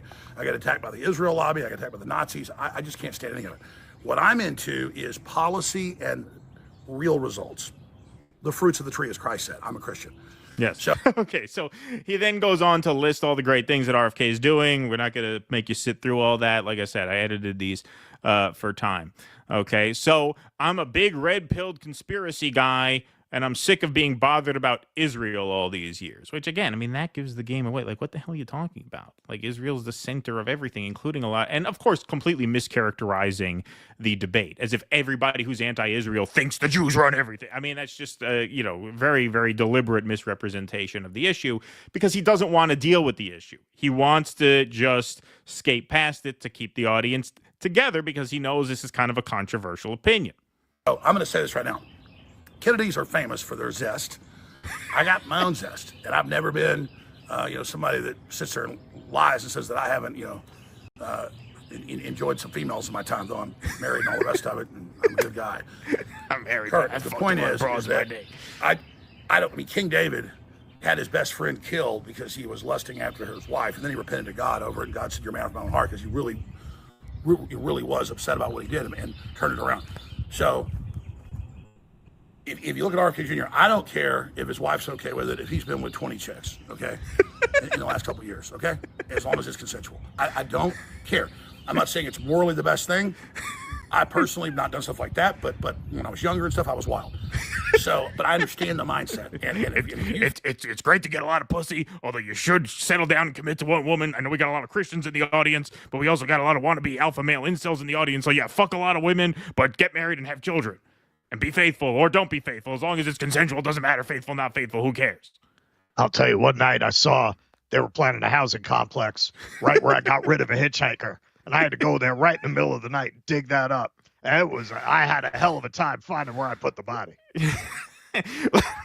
All of the contradictions within his audience bubble to the surface here. You have the family values Christians, and you have the wannabe alpha male incels. You have the anti-Israel conspiratorial, Jews run the world people, and then you have the sincere pro-Palestine people, and then you have the anti-Muslim bigots. No doubt, a lot of those in your audience. He's trying to balance everything so frantically, and this is why he's a pro, man. All right, this keeps going. The Kennedys, who are famous for their prowess and for their drive, you also see in life and other aspects. I love this. If you think that's the reason to have some big scandal, even if it's true, and to do all of this and then let them continue with the poison shots and the GMO and all the additives and stuff, It's bullshit. So I am not saying Candace shouldn't cover this and Ian shouldn't cover it, but man, I just listened to an hour plus of this stuff. And Ian's like, well, this isn't really just girl stuff, you know, where, I mean, yeah, it is. I mean, He's right this about lady that. attacked Candace, sneaking around, take out his husband, take a shot, you know, all that's bullshit. That stuff happens to be in my family all the time. I just ignore it. I don't even read it because it's always BS. And it's like when everybody's about to turn on Trump, when the Grab by the Pussy clip came out. It was just him joking around. And I just said, no, Trump's never said he's some big fake, you know, super Christian. He believes in God. He loves God. He's just joking around. And I went on air to all the mainline Christians and I said, don't turn your back on Trump. He's not a hypocrite. And they got that. And Roger Stone's on record that helped turn the tide of people just saying, drop this. Okay? Drop it. Drop it. Trump never said he wasn't a playboy. RFK Jr. is a freaking playboy. Okay? And he, look at all the kids he's got. He loves kids. He loves life. Look at Elon, 15 kids. People are like, that's not very Christian. Folks, he wants more kids. He wants more people. The globalists want less kids. So should it be in marriage? Is that better? The globalists want less kids, so you should cheat on your wife with as many men, with as many broads as you can. Fuck as many women as you can, married, not married. That's what the globalists don't want you to do. Be fruitful, multiply. We're all on the same page with building our entire lives around Bronze Age mythology, right? Okay, so if you get into some of that mythology, God has people having sex with family members, daughters, sisters, all over the place. That's totally acceptable. The wife said, hey, go get it on with the handmaid. So what are we even talking about here? What are we talking about here? You got to stick it to the globalists. Stick it to the globalists. Fuck as many whores as you can. Get them pregnant. Make sure they carry the baby to term. That's what they don't want you to do. I'm naming my next baby Gilgamesh. Yeah, right. Yeah. He wants more kids. He wants more people. Wants The kids. globalists want Leave them alone. less kids. So should it be in marriage? Is that better for kids overall? Yeah, but it's also better than being aborted to have people that are pro-life just in general. So get your priorities That's why he straight. fucks all Beam those out of women. your He's eyes pro-life. before you get the speck out of RFK Jr.'s. And again, that's not a message to Ian Carroll or Candace. I'm saying just everybody. Why don't you take your monogamy bullshit to the World Economic Forum? You go say that shit at Davos. General, fine. Spend 10% of your time on defending yourselves and all this speculation and all this crap about these nobody writers. And then let's spend 90% trying to stop the war in Ukraine that endangers the whole world. And you know, 5%, 10% on Gaza. But, you know, meanwhile, the UN's murdering Africans in the Congo in mass. You spend like 10% of your time on Gaza, not too much because that costs money. Trust me, I've been doing this for 30 years. I know where the money is, okay? Talk about Gaza a little bit, not too much. Trust me, you don't want to get you don't want to get into the weeds on that. That's bad for business. The left is allied with the Palestinians. It doesn't mean I'm against them either. I'm just saying it's part of a dialectic. Yeah, it's part of a dialectic. See, if you spend too much time talking about the Palestinians, then you're a woke lib. You're a woke leftist, not a real man. Talk about them a little bit because you don't want to be too nice to Israel because that's not good either. But talk to them. You spend 10% of the time on Gaza and then 90% on the stuff that drives revenue. That's how you do it. You know why there are so many Arabs? Because they have harems. Elon is getting people used to the idea of the harem again. Make the harem great again. To take all our time and all our energy. And that's why Israel got caught in the 50s and 60s all over Europe, Spain, and the Middle East, bombing synagogues. This is great. Blaming on outside groups to make Jews move to Israel. The more you attack Israel, the stronger it gets. Because the cult that like runs the Hulk. it manipulates and controls the white supremacists and all the groups that then come in. Not all of them. So there's a bigger dialectic here, and there's good people in Israel too. Most of them hate Netanyahu over there. So it's very sophisticated, but I think It's most all of over this the stuff place. about our You see, to criticize Israel only helps Israel. That's why you should only spend 10% of your time talking about Israel, because the more you criticize them, the stronger they get. So actually, if you really want to stick it to Israel, shut the fuck up about Israel and focus on stuff that drives subscription revenue. I mean, I feel like as a creator myself, I see this through a different lens. That is a person who knows how to hold an audience together, coaching the new kid in the space, Ian Carroll. Hey, don't talk about this too much. You're going to create problems. So Ian Carroll responds to this. Great take, Alex. Because don't forget, Ian Carroll appears on InfoWars. Great take, Alex. The goal is in no way to take RFK down. Quite the opposite. I hope that the outcome here can be that we all air out the blackmail, whether the tapes come out or not, and show Bobby that we don't give a shit. Meaning we don't give a shit who he fucks, I guess. We want an end to the vaccine industrial complex, the big food poisons, the corruption, and manipulation. All right, hold on there, Ian. I've heard about those tapes, and We don't want those tapes coming out. We don't want them coming out. And by the way, Alex Jones refers to them as poison shots. I don't know what he means there. Those shots are perfectly safe and effective, as we all know. But we can all see that right now he's doing a half-baked job. Sorry, I started reading that as Alex Jones. This isn't Alex Jones. This is Ian Carroll. Sorry. But we can all see that right now he's doing a half-baked job because he's got handlers deep inside his circle, and the whole of Maha has known it for months, a year and more even, and he's allowing fear and guilt and shame to rule a part of his heart. The goal is to set RFK free to do the job he was put on this earth to do. And the globalists, CIA, Israeli deep state, corporate complex are running a long-term, highly coordinated control campaign around him specifically because they're scared of what happens if he really is allowed to do what he was put here to do. This is my favorite. It's a fight for a free America, free of blackmail, free of fear and corruption and control. Free Bobby. I love that. Free Bobby. Yes, their what goal you is call to singing for your supper, man. Exactly. The victim in all of this is Bobby Kennedy, who got honeypotted by Olivia Nuzzi 6 months ago. He was squeaky clean up until then. It was that Anthony Weiner protege who set it up with her husband to entrap him in a sexting scandal, and then they gave that to Hillary Clinton, and she gave it to the Mossad, and now he's compromised. We have to free him from this. So Alex replies, just to be clear, I don't think that's your goal or Owens. I am not talking about you guys. Well, you, I mean, literally were, but okay. I want to take down the Vax complex just like you and think RFK Jr. is the man to get it done. I know. Respect, says Ian Carroll. So there you go. That's two guys talking shop right in the open for everybody to see. That's what this is all about. That's what all of that nonsense is. And I wanted to tweet out because I was prepping it today. I'm like, hey, I want to make sure I'm not missing anything. This really seems like a convoluted plot by audience-captured podcasters to save face with their audience, who they misled about RFK, Donald Trump, and Israel for the last year and a half. And now that the egg is on their face, they have to wash it off in a way that keeps their ship afloat as smoothly as they can.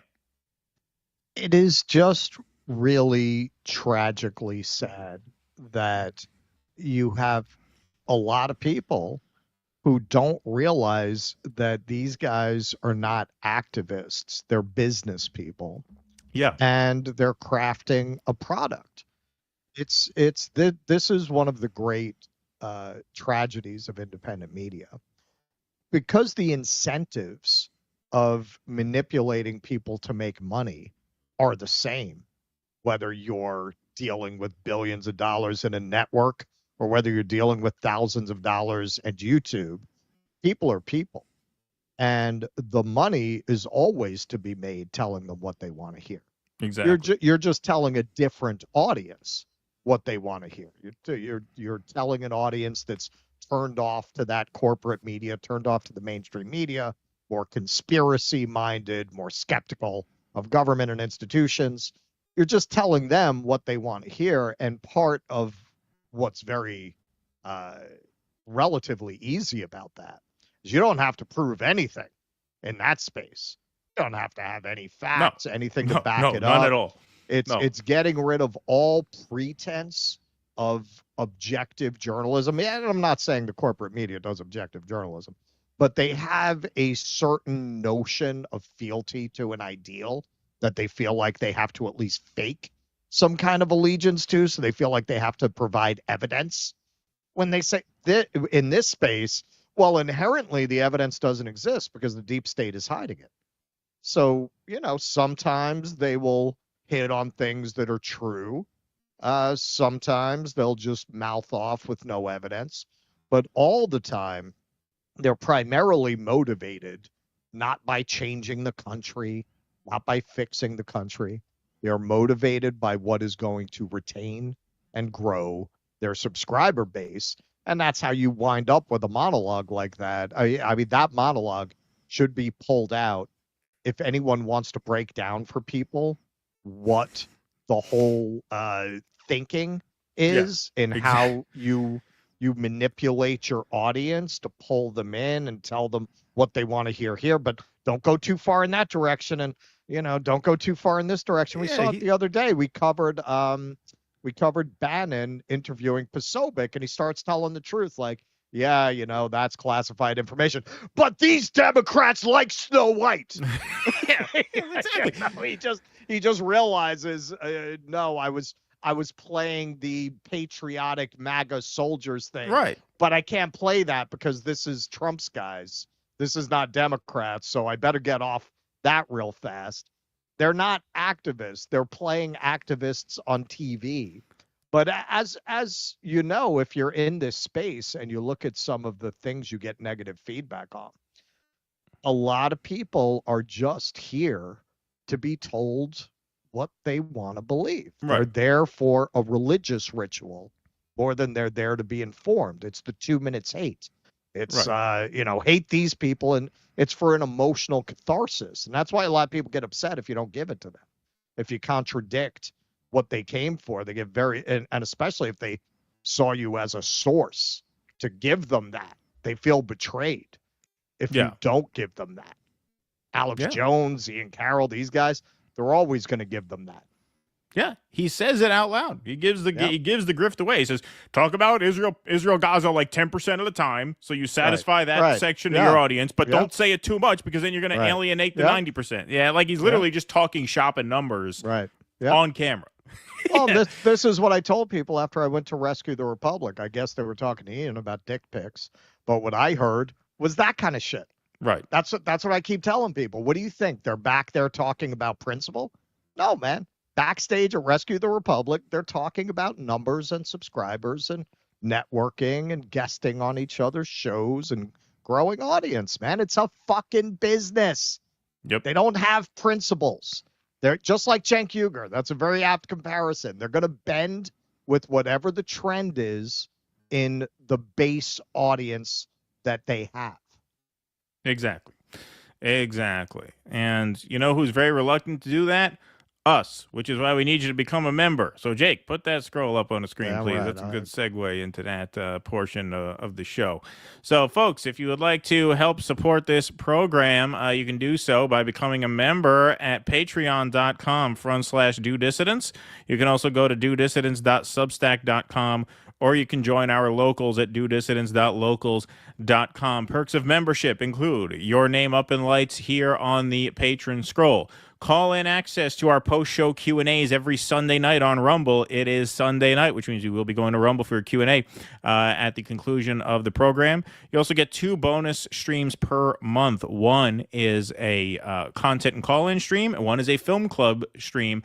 Film Club tomorrow night, 7 p.m., No Other Land. That is on the Film Archive, so that is now free to view. So we will be doing an interactive screening of that tomorrow night at 7 p.m. for members only. So go to DoDissidents.locals.com. Now we will leave that up when it's free on the internet, but we may take that down if it becomes no longer free on the internet. So that's not one night only necessarily, but you'll want to be there tomorrow night at 7 p.m. Join DoDissidents.locals.com. It's only $5 a month. It helps us out tremendously. You can also join our patreon.com/DoDissidents or our Substack dealer's choice. Perks are the same across all of the different platforms. You guys are the backbone of the show. You guys do keep us afloat. And right now we have a massive crowd in here. We have 30. We blew right through. 3,200 in YouTube. In the year 2525. There you go. And how's the likes? Well past where we need it to be. So that means good for this. There you go. All right. Let's go to some Rumble rants here. Luigi Vaccine. Hey, I'm kind of worried the actions of Trump in these first month has solidified the previously ridiculous beliefs they had of him. Can we come back from this? Right? Yeah. No, I don't think there's any coming back from that. No, I do not think so. Also, there have been developments in the Luigi case suggested he really is innocent. At least his rights were violated. Any thoughts on covering that? Man. I've been seeing Jordan's been dropping headlines like that. All right, we'll have to look into that. We'll have to look into that. I mean, look, I'm half kidding, I'm half not. I don't know how a guy smart enough to get away was dumb enough to keep the murder weapon and the manifesto on him. That smells like shit to me. It's true. Like it does. True. It just smells like shit. I'm sorry. Let's see. To get some insight and have a possible interview with a cop detective, look into the real Nathan Daly. He has great perspective on Luigi. Thank you for that. SJ Tough, cool. You talk about Project Esther sometime. Sounds absolutely terrifying. Thanks, Jenny T. Yeah, that's the Zionist playbook by the Heritage Foundation. From the minds who brought you Project 2025 is Project Esther. Yeah, I have heard about that. We have so much news to cover on Sundays. Generally, I actually haven't heard about that. Yeah, we probably will do something on that this week. Sunday is a big news night because you're catching up on the past few days, but we'll probably do that this week sometime. Yes, we have announced Ms. Misty Winston is going to be joining the Due Dissidents Network, so a lot of these stories will get picked up by Misty going forward. Actually, we have not announced that, but we are announcing that now. We didn't. I thought we announced it already. Nope, we never did. But yeah, Misty Winston will be doing a weekly show for us starting the end of April or early May. One of those two dates. We'll have more to come on that. But that is the news that Russ inadvertently dropped because he thought we had dropped it earlier. Yes. All right. Race car, thanks for the $20. Appreciate that. Super sticker. Michael Castillo. Keaton, let's go to a Mets game. I'll pay for your tickets, food, etc. That's very kind of you, Michael. I just don't get to the city much very often anymore. I'm north and homebound for most of the time. But thank you. Maybe we can do that someday. Michael Ewan, do you think the conservative areas of Canada, you have a typo there, conservative areas of Canada, specifically Alberta, will really seek separation from Canada if Mark Carney beats Pierre Poilievre? That's a question we might have for RB if RB calls in on the Q&A, so stay tuned for that. I would not know enough to know that, to give an informed opinion on that, but I'm sure RB would. Fat Not So Fat, thanks to the $4.99. I just left Whole Foods. I witnessed Russell Brand with a bunch of ostrich eggs. God, what a size queen. Good one. He needed the big ones. Yeah. Mike Latt, thanks for the 100 something or other. I don't know what currency that is, but it must be big because it's a red super chat. So thank you. Let's give a cowbell to Mike Latt. Appreciate that very much. Have you thought of using Donna, You're Out of Your Element as a sound drop? I think we have that. I think Russell did add that, actually. We have it. Yep, we do have that. Yes, so we did. Thank you, Mike Latt. Appreciate that very much. It's very kind of you. Okay. Donnie, you're out of your element. There we go. See, we got it for you there. Killer Hittin', missing the simpler times of the Franklin scandal, the boys on the tracks, the lead foot of Michael Hastings, FEMA camp rumors, and the Lizard Kings, Poppy starting the Vietnam War. Yep, I remember all those. Everyone in Canada in my neighborhood started putting up Canadian flags all over the place. There you go. See, he's revived it. Just like after 9/11, I'm telling you. I covered it the other day, and I've seen more reporting on this. Like, the people in the tour industry are crying. They're sounding the alarm. And having been in two industries that are heavily dependent on tourism, obviously tour guiding, and I used to drive a horse and carriage, tourism is a canary in the coal mine, I have found. It really does tell you how the economy is doing. And the fact that you have all these tour operators flashing warning red light signals saying they've got no bookings from Europe over the summer, that the Canadian bookings are all getting canceled. Yeah, man, it's going to get ugly. Get ugly. All right, let's move on. So we got another right-wing media space story. This is a shorter one, but another fun one. All right, Daily Wire. It seems like only yesterday that the Daily Wire was riding high. King of all media, looked like it was going to challenge Disney on its own home turf. This was your lineup coming into 2024. Still had Brett Cooper there, Candace Owens, but things have changed. Look, Gina Carano, they got her to be in a movie, which by all accounts was not terrible. Made a little Western with her. I forget the name of it now. But, the reviews were like, okay. They said it was like decent. Of course, she got fired for Disney by her speech for something she tweeted. There's an ongoing lawsuit that Elon is funding, so they grabbed her. They were working on this whole Snow White thing.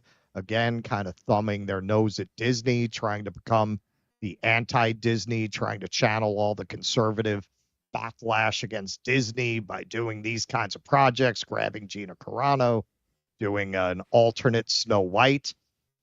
even getting into kids programming. 2022, Daily Wire is staffing up its $100 million expansion into kids programming.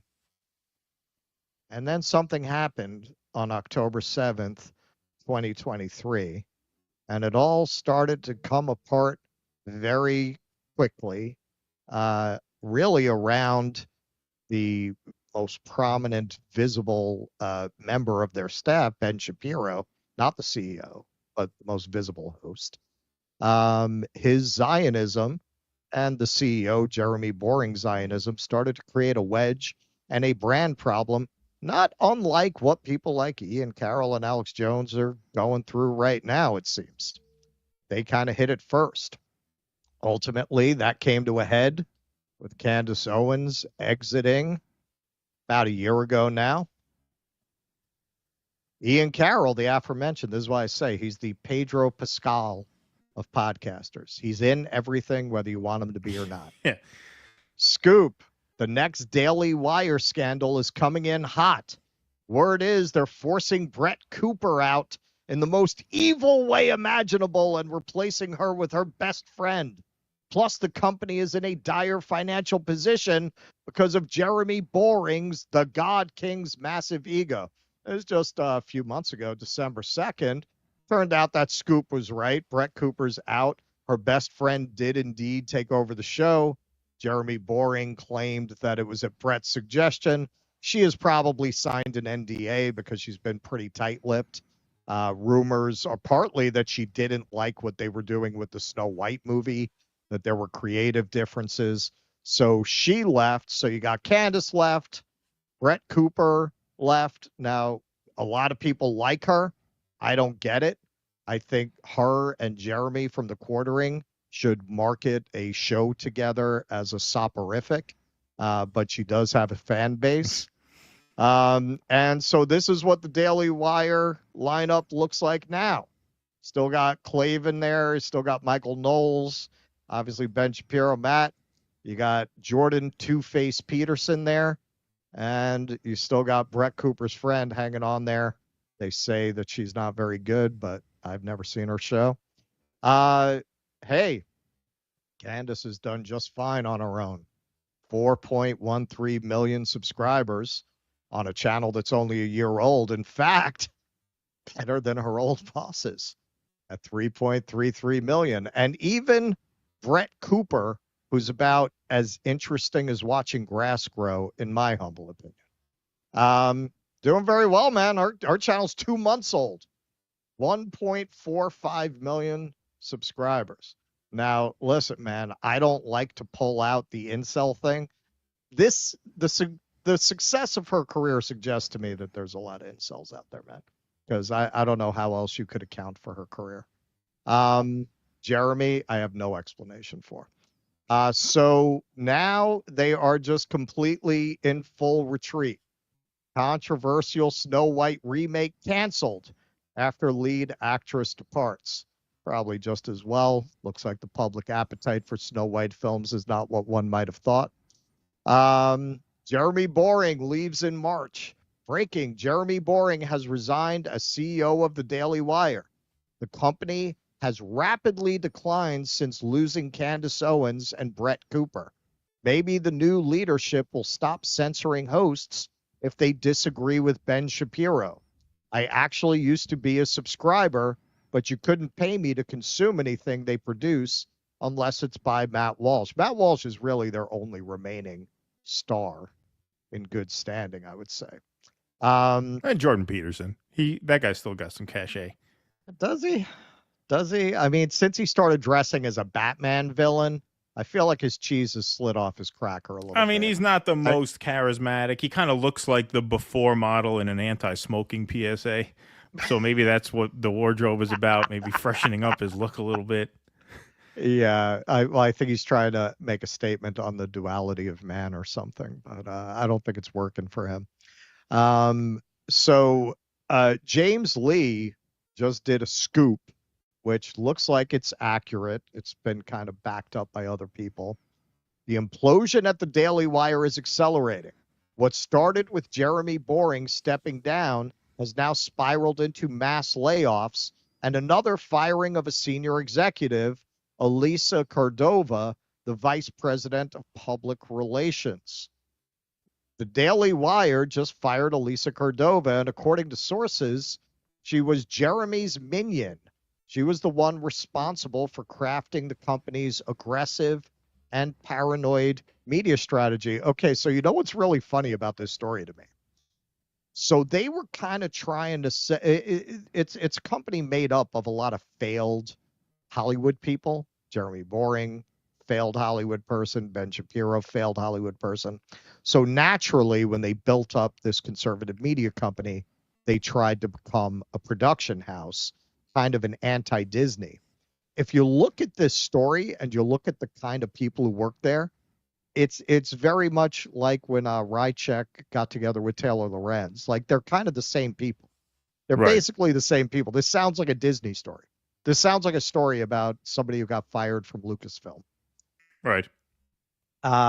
Cordova allegedly stalked former employees online, kept folders of clipped videos of their enemies, helped wage internal vendettas under the guise of PR. That sounds very Kathleen Kennedy. One source, the disaster of their PR strategy over the last year was cooked up between Jeremy and Alyssa. Mass layoffs. The Daily Wire is also shuttering its kids division entirely, roughly a quarter of the company. And internally, people are furious. One source put it bluntly, quote, if they let Jeremy go a long time ago, many people would still have jobs today. Everyone knows it. Wow. That children's division, they were really putting a lot of stock in that to get all the pissed off conservative parents. And hey, sounded like a sound plan. I thought it was going to work, honestly. With a quarter of the company gone and its core leadership in flames, the big question now is, what happens to the people still there? Can Matt Walsh, Michael Knowles, and the rest stay insulated from the chaos, or is this just the beginning of more turmoil to come? I can also confirm from multiple sources that Daily Wire has indeed hired a bankruptcy attorney. This is James Lee, who's a contributor to Breaking Points, confirming that they are going into bankruptcy. One person was happy about this. Andrew Tate. Ha, ha, ha, ha, ha. I was Matrix attacked by 4 agencies for 3 years and went to jail, and I'm still not broke. Imagine how hated you need to be to end up poor while shilling. Laughing emoji, laughing emoji, laughing emoji. Losers, losers. SpongeBob. Now, this is kind of interesting because Matt Walsh, and this is kind of related to the earlier story we did about Alex Jones, he has really tried to not back Shapiro's play while at the same time not pulling a Candace. So here, another tweeter, Brian J. Pafale, did a little thread on this. As Daily Wire enters bankruptcy, it should be known that some commentators were simply actors afraid to voice their true policy sentiments. Matt Walsh is one of them. His 2013 editorial, Bow Before Israel Unless You're an Anti-Semite, is a prime example. So this is just the end of this thread. It was written in defense of Chuck Hagel, who apparently was getting shit because he had spoken against our commitments to Israel. Walsh ends his editorial by coming back to Chuck Hagel and the treatment he has endured. Quote, maybe he's the worst person in the history of this week, but if his only crime is refusing to buy Netanyahu a friendship bracelet and invite him for a sleepover, I've got no problem with this guy.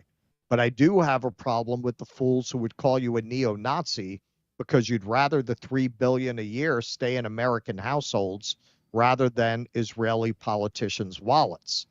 Now, to be fair, that's not that different from the take that he has now. I've said publicly like 100 times that I want to end all foreign aid to all countries, including Israel. There's Pedro Pascal again, responding to Ian Carroll.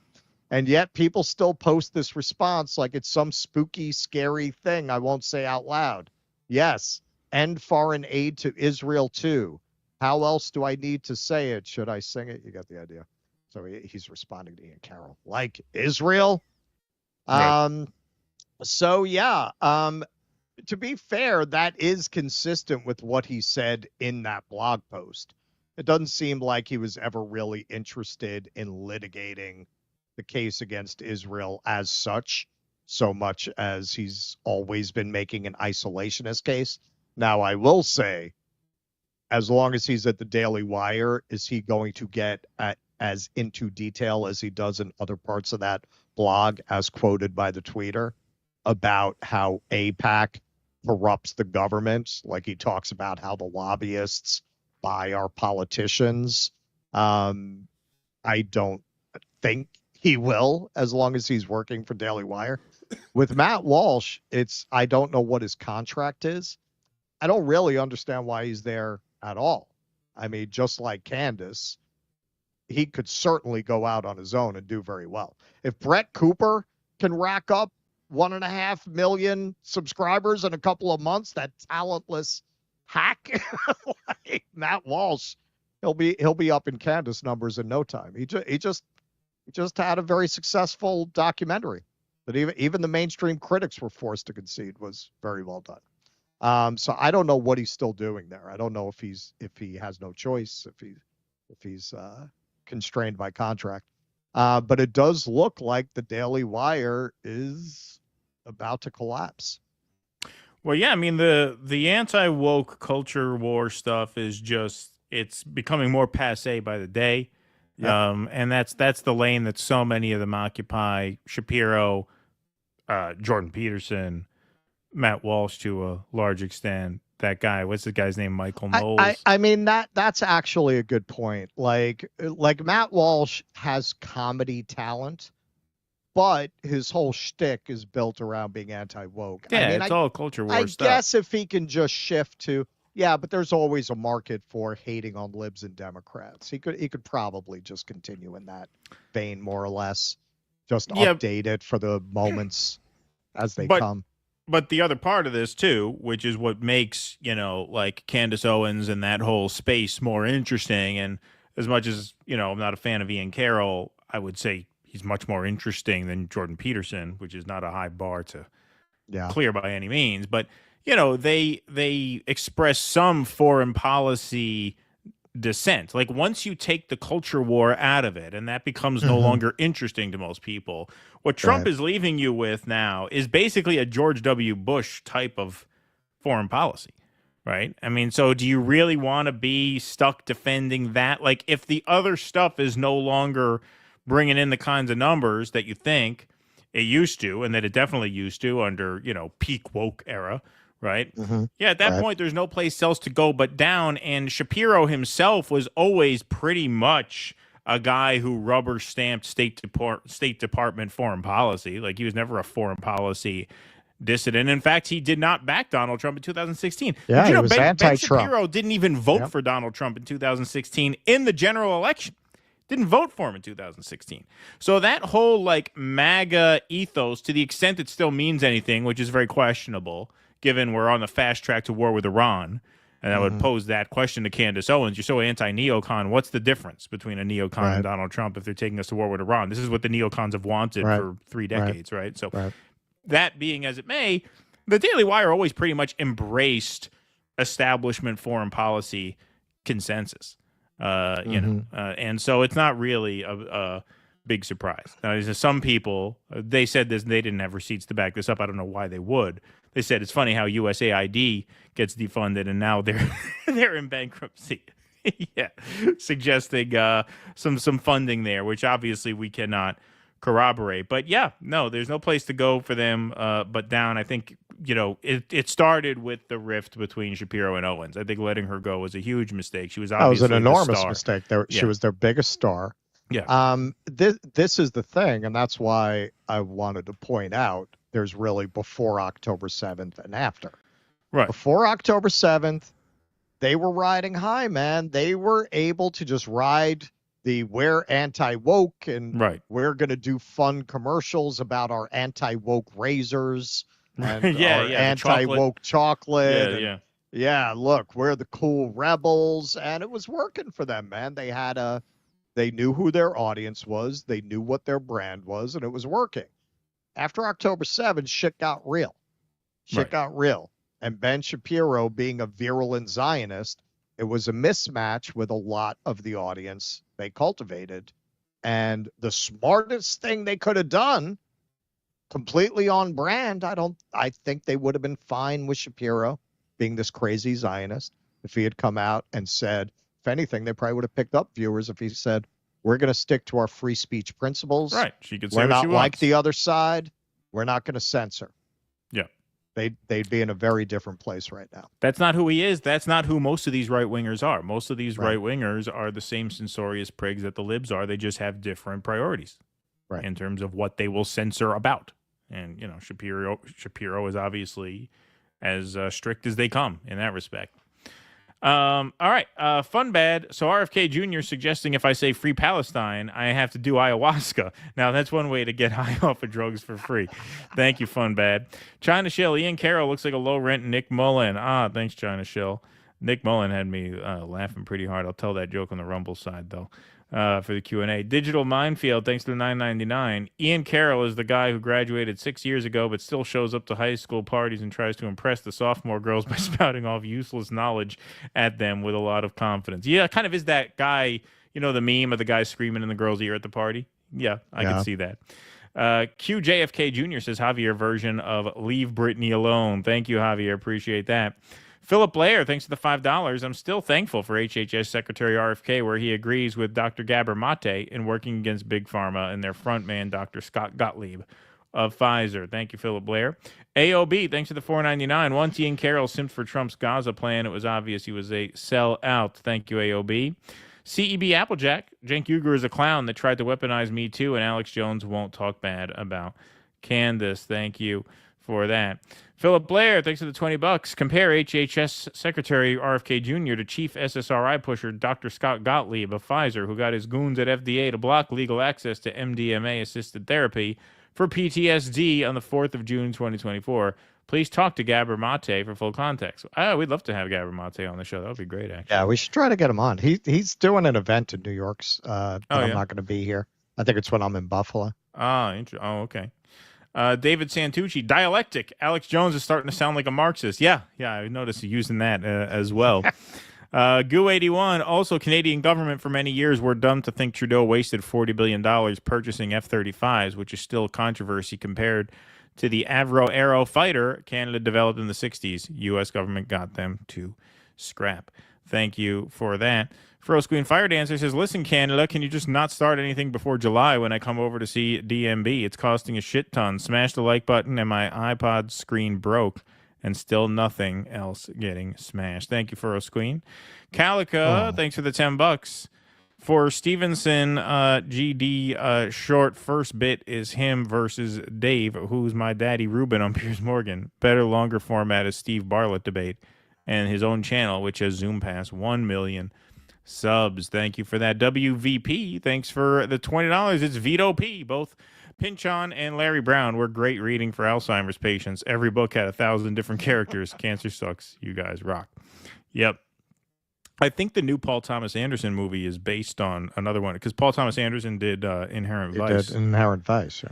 But he's doing this other one with Leonardo DiCaprio called One Battle After Another. The trailer just dropped. It looks good. It looks really good. Yeah. Furrow Squeen, my first choice of career is always music video director. Not kidding. As I'm 25 years into my career, it's now moving to Martha's Vineyard and marrying a Kennedy. All of them, really. There you go. Good plan, Furrow Squeen. Sorry about your phone. $1 Million Trooper, thanks for the $5. Holy shit, your anti-Semite RFK impersonations had me rolling. Oh, thank you. Appreciate that. Talk to your doctor about anti-Semitism today. All right. What do we got? Okay, Greenland. Next stop, Greenland. Oh, We're at Greenland now? Going right in. Oh, I thought we were doing Tesla. Yeah. All right. Are you ready? I mean, we could do Tesla if you want. I don't know. I can do it. Right. Gotta get back to the top of that. All right. So Greenland. I bet you never gave Greenland a second thought until this maniac came into the White House and made it a national obsession. So J.D. Vance proudly announced his upcoming trip to Greenland this week. It's J.D. Vance, the vice president, and there was so much excitement around Usha's visit to Greenland this Friday that I decided that I didn't want her to have all that fun by herself, and so I'm going to join her.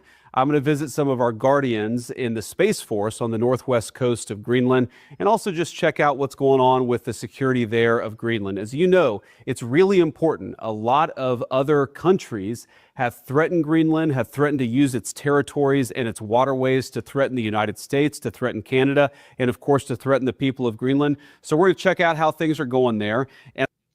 Okay, so this is how things are going in Greenland.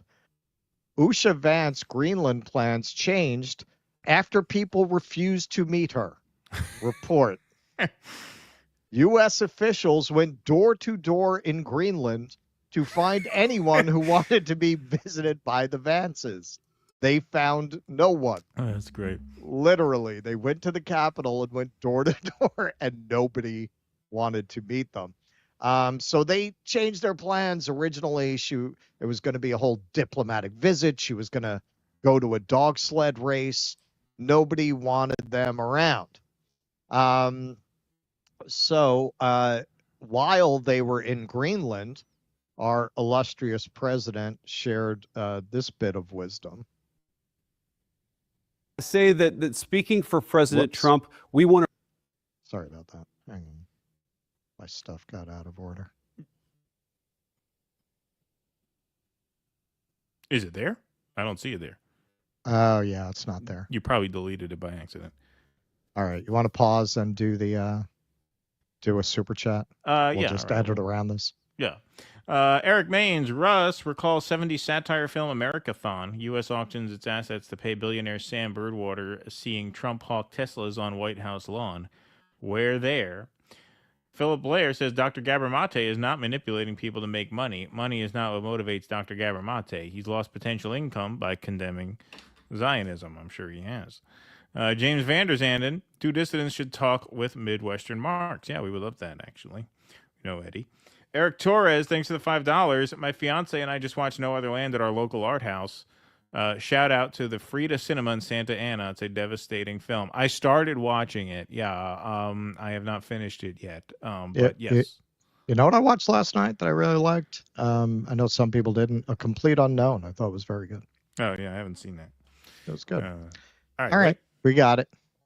Okay. So Donald Trump wants to make Greenland an offer they can't refuse. He's there with his wonderful wife, Usha. They're there right now. They landed a couple of hours ago, and they will represent us well. But Greenland's very important for the peace of the world, not us, the peace of the entire world.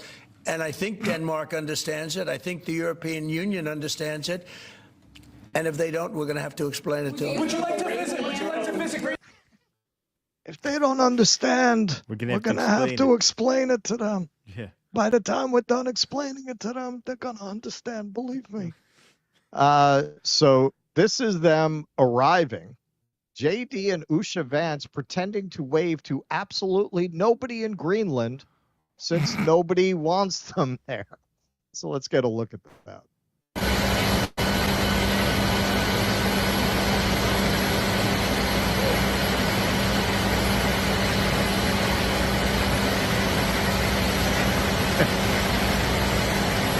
Nobody there. Nobody. They're waving to nobody, trying to pretend they're being greeted. So now J.D. Vance really lays on the charm for the Greenlandish people. What do you say? Greenlanders? Greenlanders. Greenlanders? Yeah. How we doing? It's cold as shit here. Nobody told me. That's that's going to melt their hearts, so to speak. Now this is very creepy. J.D. Vance's visit, there's Ed Krasenstein, J.D. Vance's visit to Greenland is just plain weird. It's as if he's filming a Soviet-style propaganda news conference there, and he's really underselling it, if anything. Please, at ease, have a seat. We're going to be talking for a long time. I heard you guys love speeches, so I've got about 90 minutes of prepared remarks here. I want to thank you all for being here. Especially, here we USA! USA! USA! USA! USA! So, I want to thank our guardians, our airmen, and everyone. Jerry Springer Nation. So, finally got around to the point. Criticism from Denmark, a lot of attacks at the Trump administration, at the president, at me, at others in our administration for saying the obvious, which is that Denmark hasn't done a good job at keeping Greenland safe. And one of the things I heard was, well, what about the many Danes who lost their lives in the war on terror fighting alongside the United States? Well, look, we obviously honor the sacrifice of our Danish friends in the war on terror 20 years ago, just as, for example, the French honor the sacrifice of Americans in Normandy 80 years ago. But recognizing that there are important security partnerships in the past does not mean that we can't have disagreements with allies in the present about how to preserve our shared security for the future. And that's what this is about.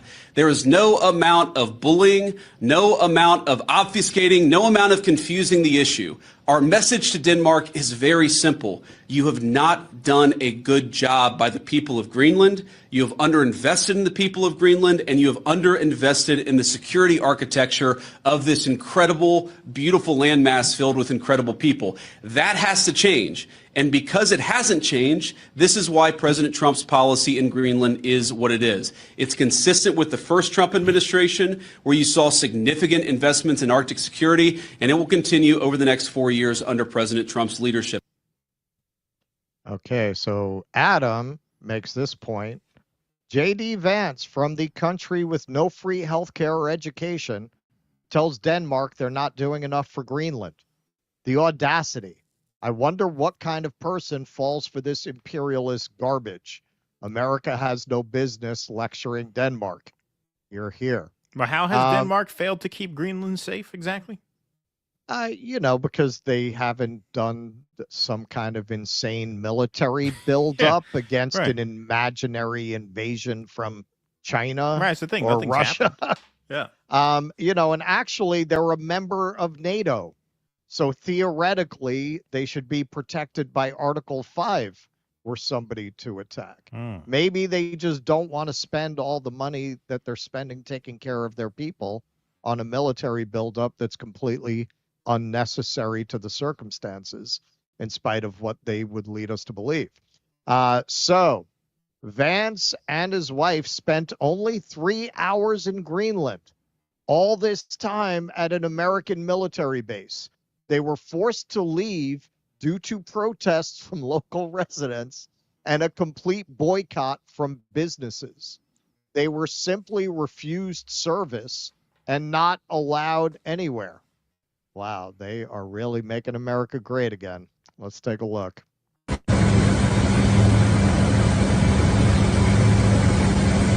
Tarmac still empty.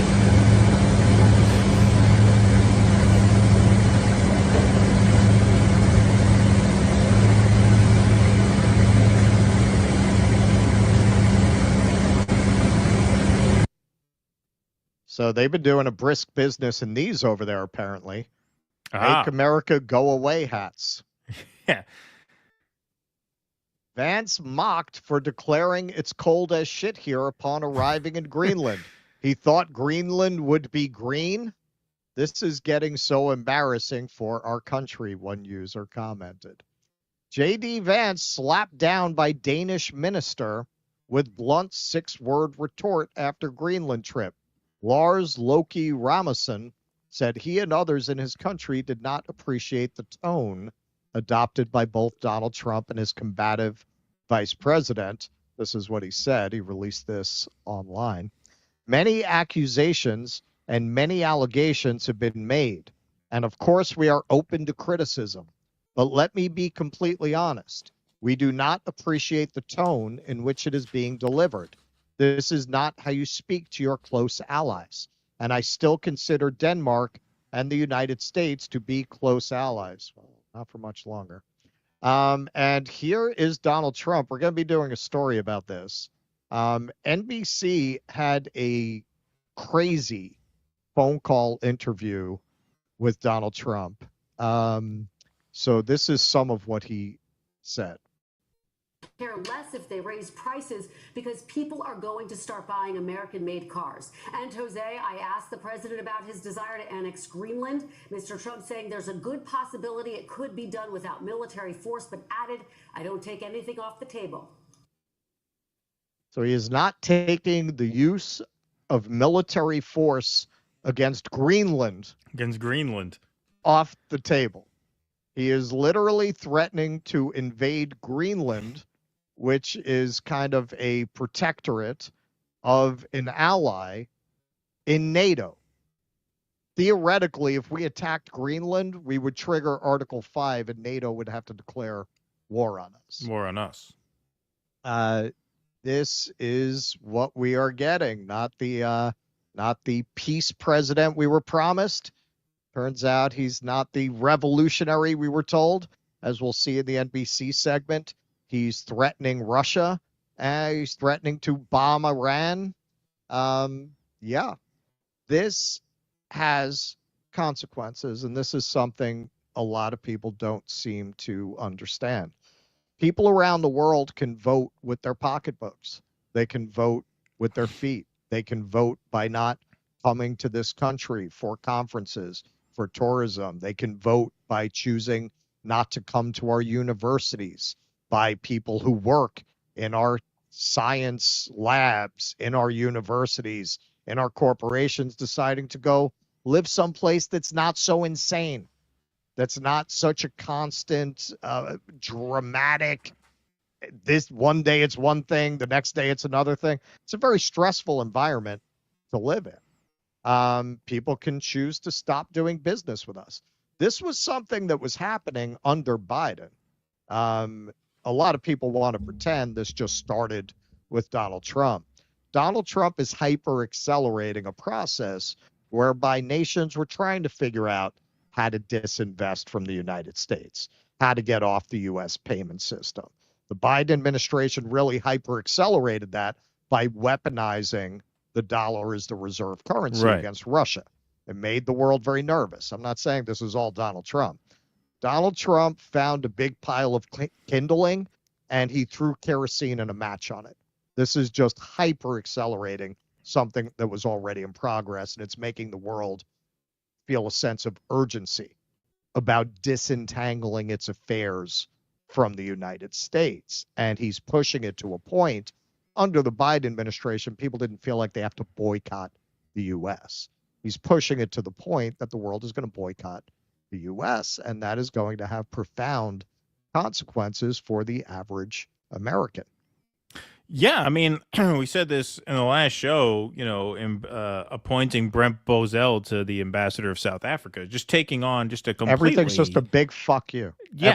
Everything they do. Every single thing, like as bellicose a posture as you could possibly take on, just as hostile as you could possibly be, very early on. I mean, he didn't even really try for a honeymoon period. He hit the ground running with the deportations, on the domestic front, Israel, Gaza bombing, Yemen, and now, really sticking with this Greenland, Canada, Panama Canal talk. Like, this is a microcosm of, the way things have gone. It's not necessarily that his policies per se are worse than I expected them to be. He's just coming up with unexpectedly insane ways things that weren't even on implementing anyone's radar. Right. Like, you knew there were going to be deportations. I knew there were going to be people. This is why I was against mass deportations from day one. Very proud to say that.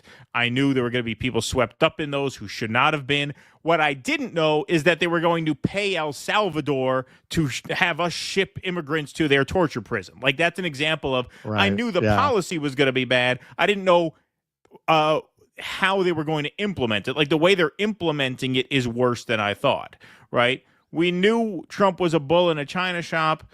We knew he was going to be Israel first. We knew he was going to be hostile towards Iran. We know he kind of likes to really wave a big stick around at countries that don't necessarily have any beef with us. Greenland was not on the bingo card. Didn't know that. Panama Canal, not on the bingo card. Canada, we knew there would be a trade war of sorts with Canada. We didn't think he'd be actually continuing to push on 51st state or else a 25% tariff on imported cars or whatever the Canada policy was. I forget the number exactly. Maybe I'm mixing stories up there, but there's been a lot to keep track of. Didn't know it was going to be like this. Yeah. It's time for people to acknowledge that the country has been turned over to a bunch of emotionally unstable, incompetent lunatics. Like, what else do you call this? It's really a bunch of lunatics in charge of the world's largest military. It's extremely dangerous. Indeed. Like, we try to laugh, but it's not funny, man. It's not funny. I am I was just texting with Jimmy because he's doing a show in Buffalo. I was like, I might be there, man. I might be moving up there. He's like, why? I'm like, it's less likely to get nuked. Right. Yeah. No, I mean, serious consideration. In New York City, it always is. All right. Well, folks, we just hit 91,000 subscribers. Thanks, everybody. If you're new here, there's almost 3,000 of you in the chat. Smash that subscribe button. Please, please, please. Thank you very much for being here tonight. Thanks to Jake for being here in the booth with us tonight. Still got plenty of show left. Bittersweet Duality. Russ, what's the heaviest stuff you've ever enjoyed? Meaning music. Metallica, Slayer, Morbid Angel, Cryptopsy. What level of metalhead are you really? Okay, so I like certain things a lot. I don't like metal as a general thing. Right. So I really liked Iron Maiden, some Judas Priest, some Queensryche, some Motorhead. But generally, I find metal, Ozzy, but I don't even know if you would consider that metal. I find it repetitive. It does tend to be the same chords. Let's do a ballad like this, or let's do something like that. It's like the same song over and over and over again. Like a lot of forms. It's limited by its own assumptions in a lot of ways. I think that's part of why I like Iron Maiden, because their music travels a lot. It doesn't just stay within these very confined chord structures. More progressive. Judas Priest gets repetitive. Like, some of their songs I like, but would I want to really sit and listen to a lot of Judas Priest? No. Some of the Queensryche stuff was inventive. But yeah, as a rule, can I sit around and listen to that all day? No. Richard Canuck, hey Russ, I used to live in New Orleans and we had a bumper sticker then that said New Orleans, third world and proud of it. 265005. For all the deep state fighters, they tried to waste Mr. Reagan too. Was he anti-establishment, anti-deep state hero too? That's right. Virtuoso, stop mispronouncing the Israeli wire. Haha, good one, Virtuoso. Bittersweet Duality, thoughts on Severance Season 2. Y'all have seen the season finale, right? Excited for Season 3. I haven't watched any of them. I haven't watched any of them. Yeah, that's what I was forgetting. Metallica. Yeah, I like some Metallica. Yeah, Metallica's great. Yeah. I mean, they're kind of one of a kind. They're not formulaic. I mean, they're one of a kind. That's a one of a kind band for sure. I have not seen Season 2 yet. I haven't seen anything. I haven't seen the new Yellow Jackets. I haven't seen the new... Dio. I like Dio. He didn't do a lot because he died, but I like his stuff. Yellow Jackets, Severance. What's the other one that I wanted to watch that I haven't gotten a chance to watch yet? What was the third one that came? White Lotus. I haven't seen any of them. So I could not tell you. Zayshan Qureshi, thanks for the 1999. You guys are amazing. And as always, Free Palestine. Thank you, Zayshan Qureshi. Yeah, White Lotus, man. I tried to get into it. I watched a couple episodes of the first season, and I was like, So what is this? Like rich people in exotic locations having neurotic crises? There's something like, is that about what it- this is? There's something about Like, what is it? that's likable. It is kind of a weird show in the sense that like it's not amazing, but it's very watchable. For some reason, I find that to be a very watchable show. I did not find it so. And the second season, I think, is actually a little stronger than the first one. All right. Let's move on here. What do we got here? Killer hitting God. I need flow charts and Venn diagrams for the Candace Owens thing. Yes, it's like 6 degrees of Olivia Nuzzy meets Who's on First. Yes, I keep expecting her to rope the dead roadkill bear into it. Yeah, exactly. Trimble Von House. I got 14 years XP in software. In the last 3 months, saw cloud desktop AI. Got me legit thinking 30% of workforce is going to get displaced, Pandaverse style, by 2028. What's going to happen when it does? Well, that's also being accelerated, and that is a valid concern, obviously. That's why they're going to install the Palantir Lavender AI targeting systems in the U.S. before that happens. Exactly. Biding 71, if you don't like ranch, just say so. No need to create batshit shills to discourage us normies. Thank you, Abiding. The poor Israel lobby, after getting Mike Waltz his job, they now have to rely on Mark Levin to save it in 60 days on X, no less. Thank you very much, Dedamod. Appreciate that. Okay, all right, we're going to move on. All right, so we were at, or Russ was at, and we streamed the Tesla protest in New York City yesterday. Here's Elon Musk on Fox News with his Doge team whining about the protests in anticipation of the protests. So this was towards the end of last week. Suffering because I'm in the government. My companies are suffering because I'm in the government.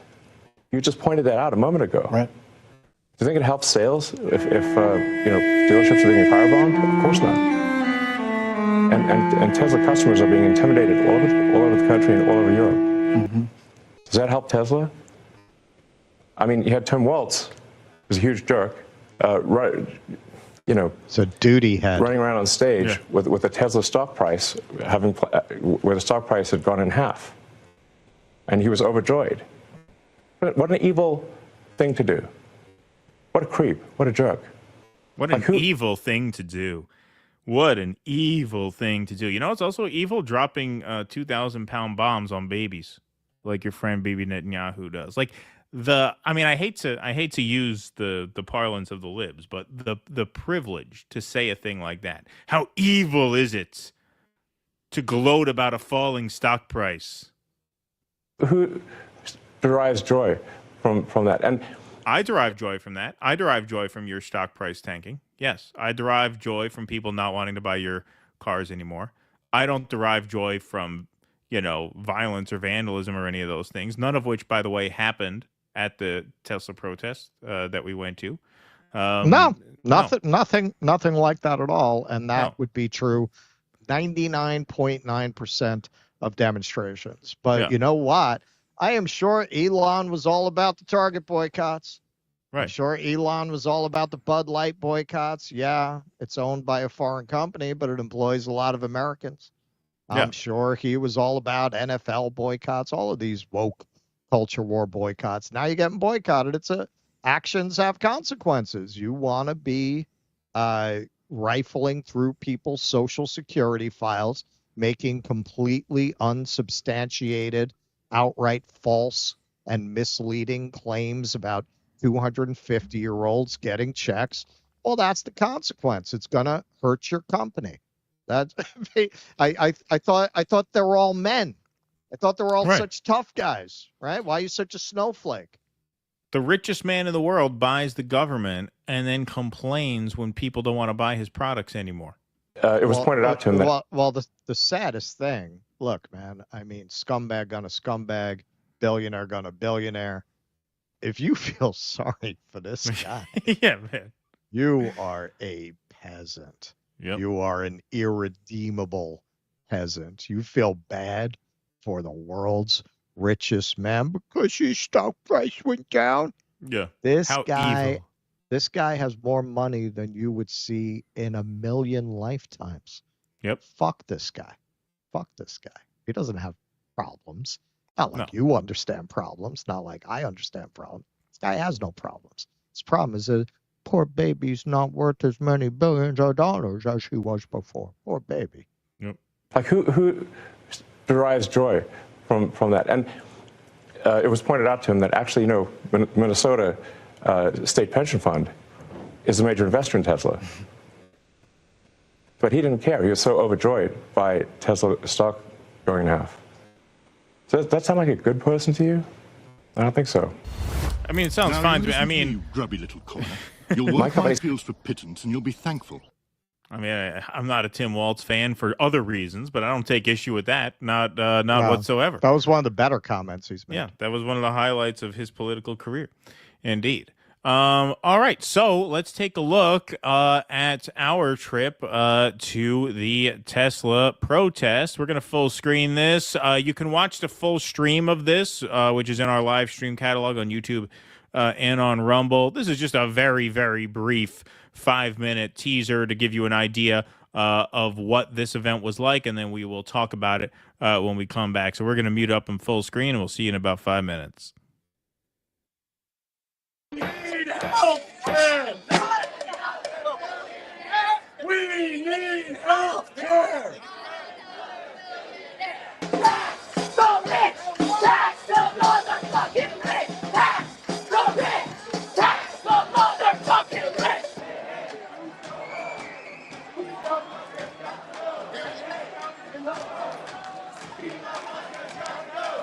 So what brought you out? That we didn't elect Elon Musk for anything, and I'm kind of offended that he was able to buy an election and insert so much influence, and he obviously is a destroyer. Now, what do you say to people who say, well, but you got billionaires on the other side, too? We're here for Elon Musk, and quite frankly, I'm sick of Twitter, the cesspool that has become, with him at the helm. And if Tesla tanks, so does Twitter. Maybe he'll just shut the hell up and go away. We're standing here together, and we're going to fight back against fascism. We're here to take a stand. We're here for our community, and we will not back down. Because like I said in the beginning, there's no unity without community. So we've got to stand and be in solidarity with not just the people here right now, but people that we do not know. Because we know that there's power in numbers. And they have money, but we have the people. Yeah. I know you're not wearing a mask today. Are you worried about the way they're trying to criminalize protest? I actually believe I'm protected by the First Amendment. I'm a citizen of the United States, and it's our constitutional right to peacefully protest on public property. So that's what I have to say about that. Thank you. So what brought you out here today? I think we're living through an undemocratic, unconstitutional coup of our country, and the co-equal branches of government have been under attack through the executive branch. He's going after the judicial branch at this point, and Congress has basically given up all of their influence at this point. And so I feel like, as a citizen of this country that's concerned about our democracy, I'm choosing to exercise my right to peacefully protest this unjust administration. Thank you very much. Thank you. Thank you. What a fucking idiot Elon Musk is. He has no fucking clue about reality, and he's a goddamn fucking moron, doesn't know shit. And he needs to keep his motherfucking filthy hands out of my fucking government, out of our vets' goddamn services, out of our motherfucking Social Security that we spent our entire working lives paying into. Do you think that there are any Democrats who you could get behind now to lead the way? Yeah. And I am grateful to God that I am represented by one of the best and most capable Democrats in our government, Alexandria Ocasio-Cortez. I am so grateful to her. She has a vision. She understands only one thing about that. Men have been running the show for 10,000 men. I've been running society for 10,000. And look how it's done. So how we do it.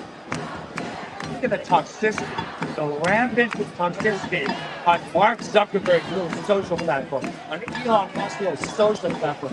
Fucking one of the alpha, toxic, malignant narcissists who love to manipulate people, love to watch people fight against each other. They fucking love that shit. They get off on that shit because they are fucking sick. It is our duty to fight for our freedom! It is our duty to fight for our freedom! And it is our duty to win!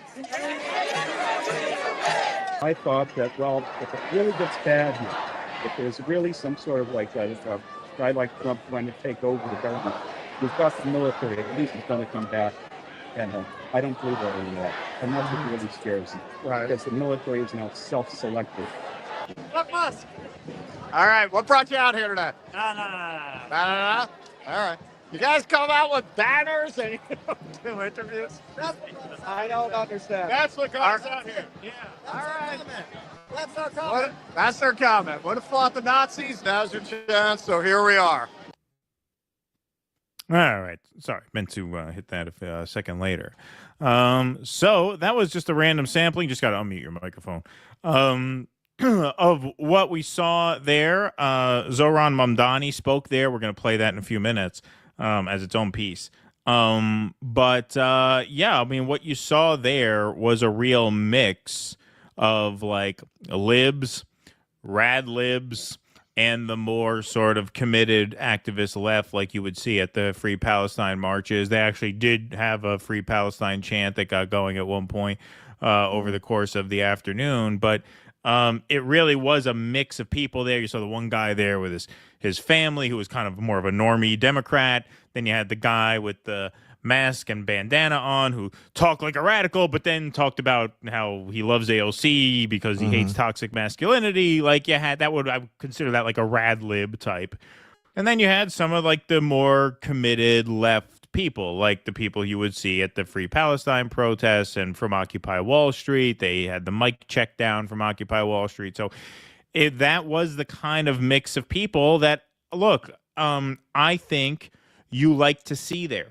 Because as cringe as the guy was about AOC, in this context, you have to remember, because we're not participating in Democratic Party politics anymore, we're not running primaries and trying to convince these people to vote a certain way, because you don't really need them to vote for your candidate, you really just need bodies in the streets. Like, if you're willing to go and shut shit down and protest Tesla, God bless. It really doesn't matter to me that you love AOC. Like, if I were going to run a candidate in a Democratic primary and do the try the Bernie strategy again, then that would be very problematic, because then you'd be like, yeah, you're talking like this radical, but you love AOC because you think you have too much toxic. You're like, okay, whatever, not interested. But as long as it doesn't matter really who he votes for, like the guy loves AOC, wants to vote for AOC, it doesn't really matter when you're simply talking about shutting shit down and organizing. Show up for the protest, be there.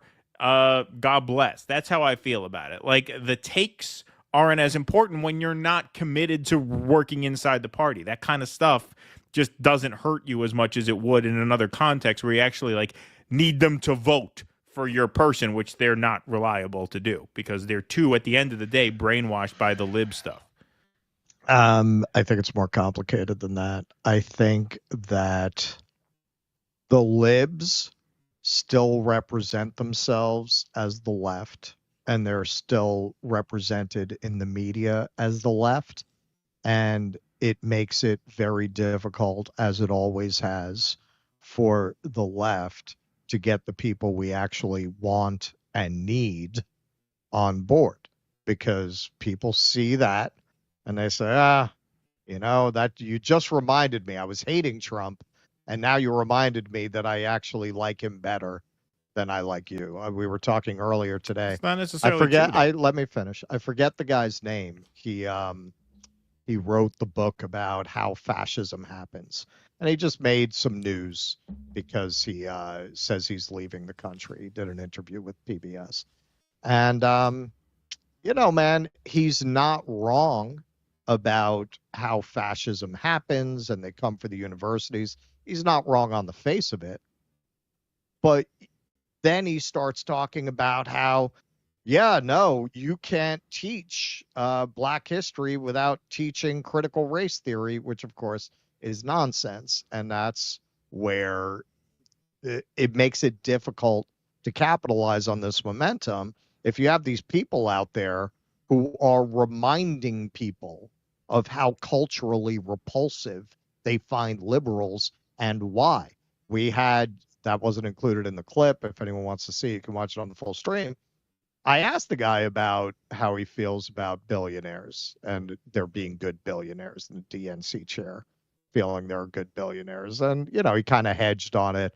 Yeah, well, fuck billionaires. But, there are some of them, like they're still not past that, because these kind of libs that you're going to see in the meatpacking district in Manhattan, particularly, man, most of them are too well heeled to really work up that kind of class resentment.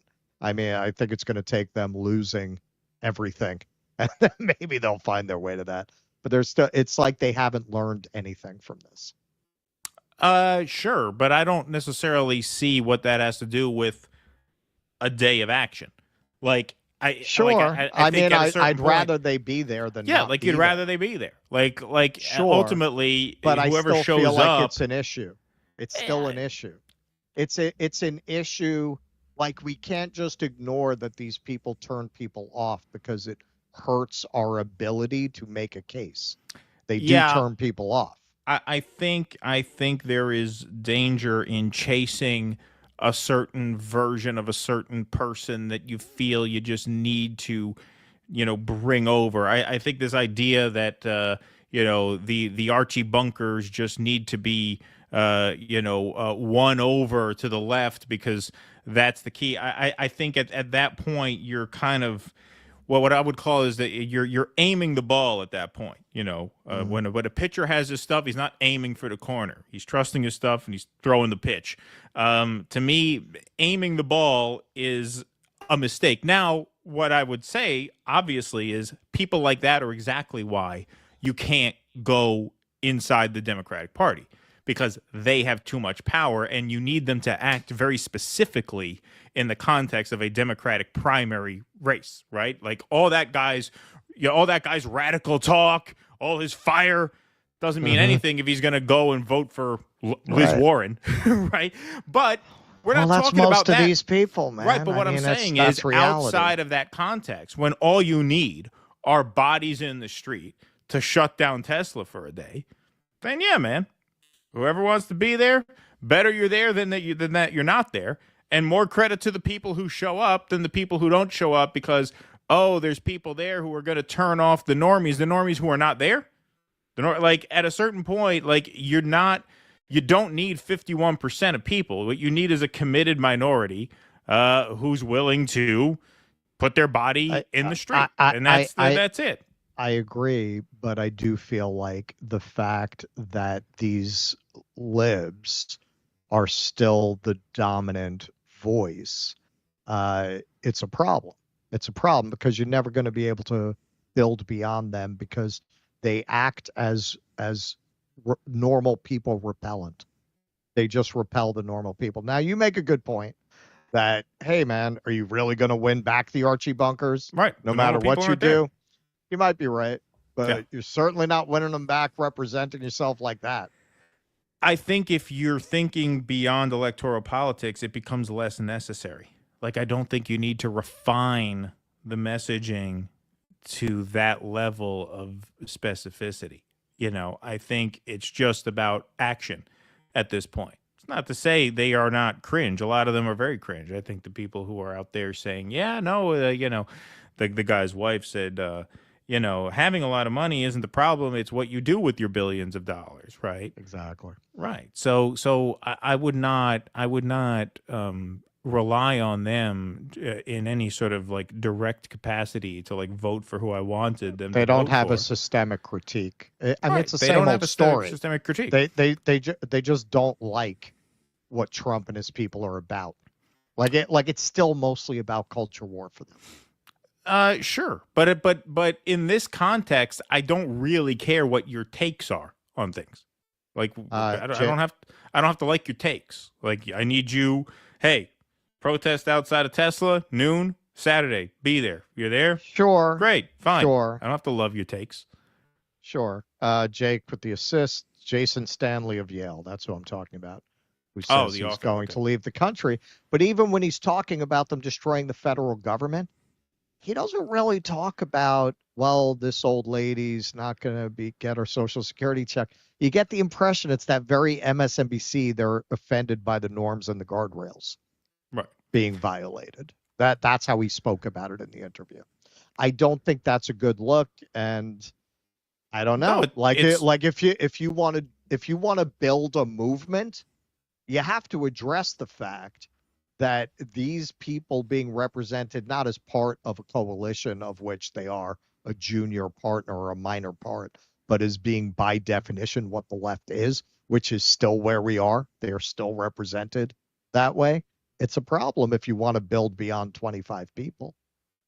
Well, there were beyond 25 people there. There were a lot of people who came and a out lot of them were that. And I'm saying, by 25, I mean, real left kind of meetings and organizations and movements. If you want to build that, these people are a problem, man. They're a problem. I think the problem are the people who do not come out. That's who I would say are the problem. The problem are the people who are not there. There can be more than one problem. And the fact I would say the people who look, I approached several people. And actually, you know what? It was 50-50. The guy with the Constitution, that was good. The Vietnam vet, good. Very down to earth. The other 50% is AOC, and they're good billionaires. Okay, so what are you going to tell those people? Go home? You're no good? No, I'm just saying that's not mass politics. I understand, but you can't pretend that there's no need to address that. It is a problem. It does make it harder to build beyond what you already have. Okay, but address it how? So what do you tell those people? Don't come? If someone asks you a question, don't talk? Mass politics is mass politics. You don't get to choose everything that specifically. That's why I didn't nitpick the defund the police thing. It's like, look, you got people flooding into the streets.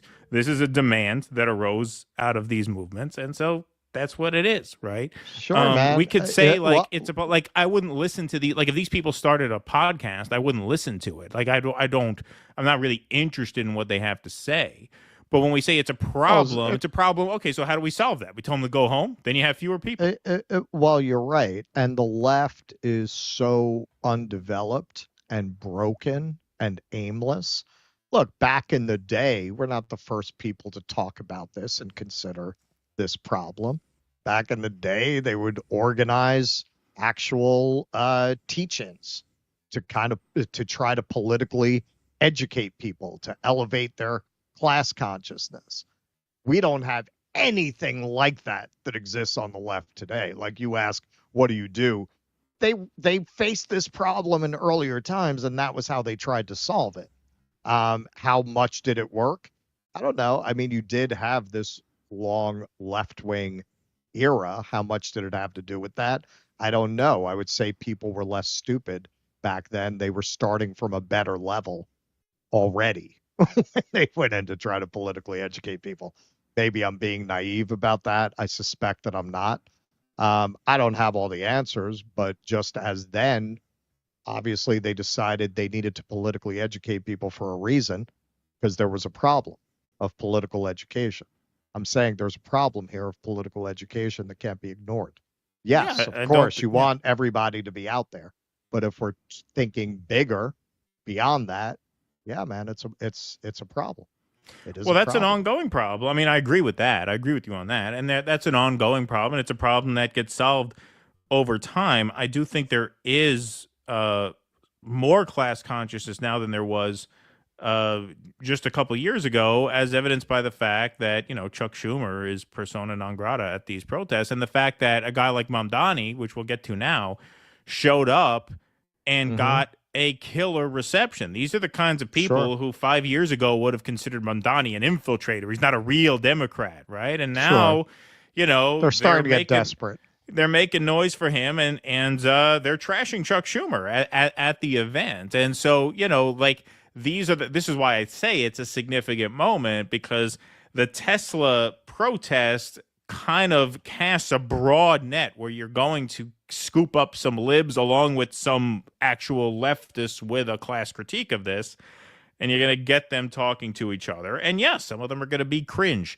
You know, you work through that, and like you said, I agree with that 100%. You have to educate and you have to engage. I'm not saying tell them not to come, right? But you got to address that they're so politically uneducated. Well, yeah, obviously. Well, obviously, yes. Obviously, you always have to work towards building and teaching and through those kinds of actions and through these kinds of actions, quite frankly, like through these protests. Like, that's what these protests are for. It's for them to hear a guy like Mamdani and maybe, you know, vote for him over Andrew Cuomo. Now, the problem with a lot of these people is they'll want to vote for Mamdani, but when the TV man says Mamdani will lose to a Republican, they'll vote for Cuomo. That's why you can't engage with it. You have to keep them at arm's length in that sense. You can't put yourself in a position where you are dependent on them doing a specific thing on a specific day, because they can't be trusted to follow through, to really come through in that kind of context. In this kind of context, yeah, what you need is a lot of people there who have a lot of different opinions, and you need them to talk to each other. I think the internet creates a dynamic where when we see a person on screen, we think, okay, are they based or are they cringe, right? And when they say something we don't like, well, you lost me there. You had me, but then when you said you liked AOC, you lost me. Okay, but the world is not the internet. The world is not engaging with someone on a screen. Mass politics is about convening and, you know, demonstrating a show of force through strength in numbers. And there's going to be people of all stripes out there. That's how Trump won. Trump won. You had country club Republicans eventually bend the knee to the MAGA people. All right, well, I guess we're all going to have to do this together. And they didn't agree on everything. Right. And you know how they did that? Right. They forced the country club Republicans that had always defined the party into a subordinate position. Right. Well, I'm not saying that you shouldn't. What I'm saying is, in the Democratic Party, that's impossible, right? So that's why I'm saying in that context, you're looking at, so in the context of a party primary where you're super reliant on them, I would say you can't go there. And that's why I don't think you're smart to run as a Democrat. But in terms of these mass actions, yeah, it's got to just be whoever's here, great, and then we'll talk it through. Sure. All right.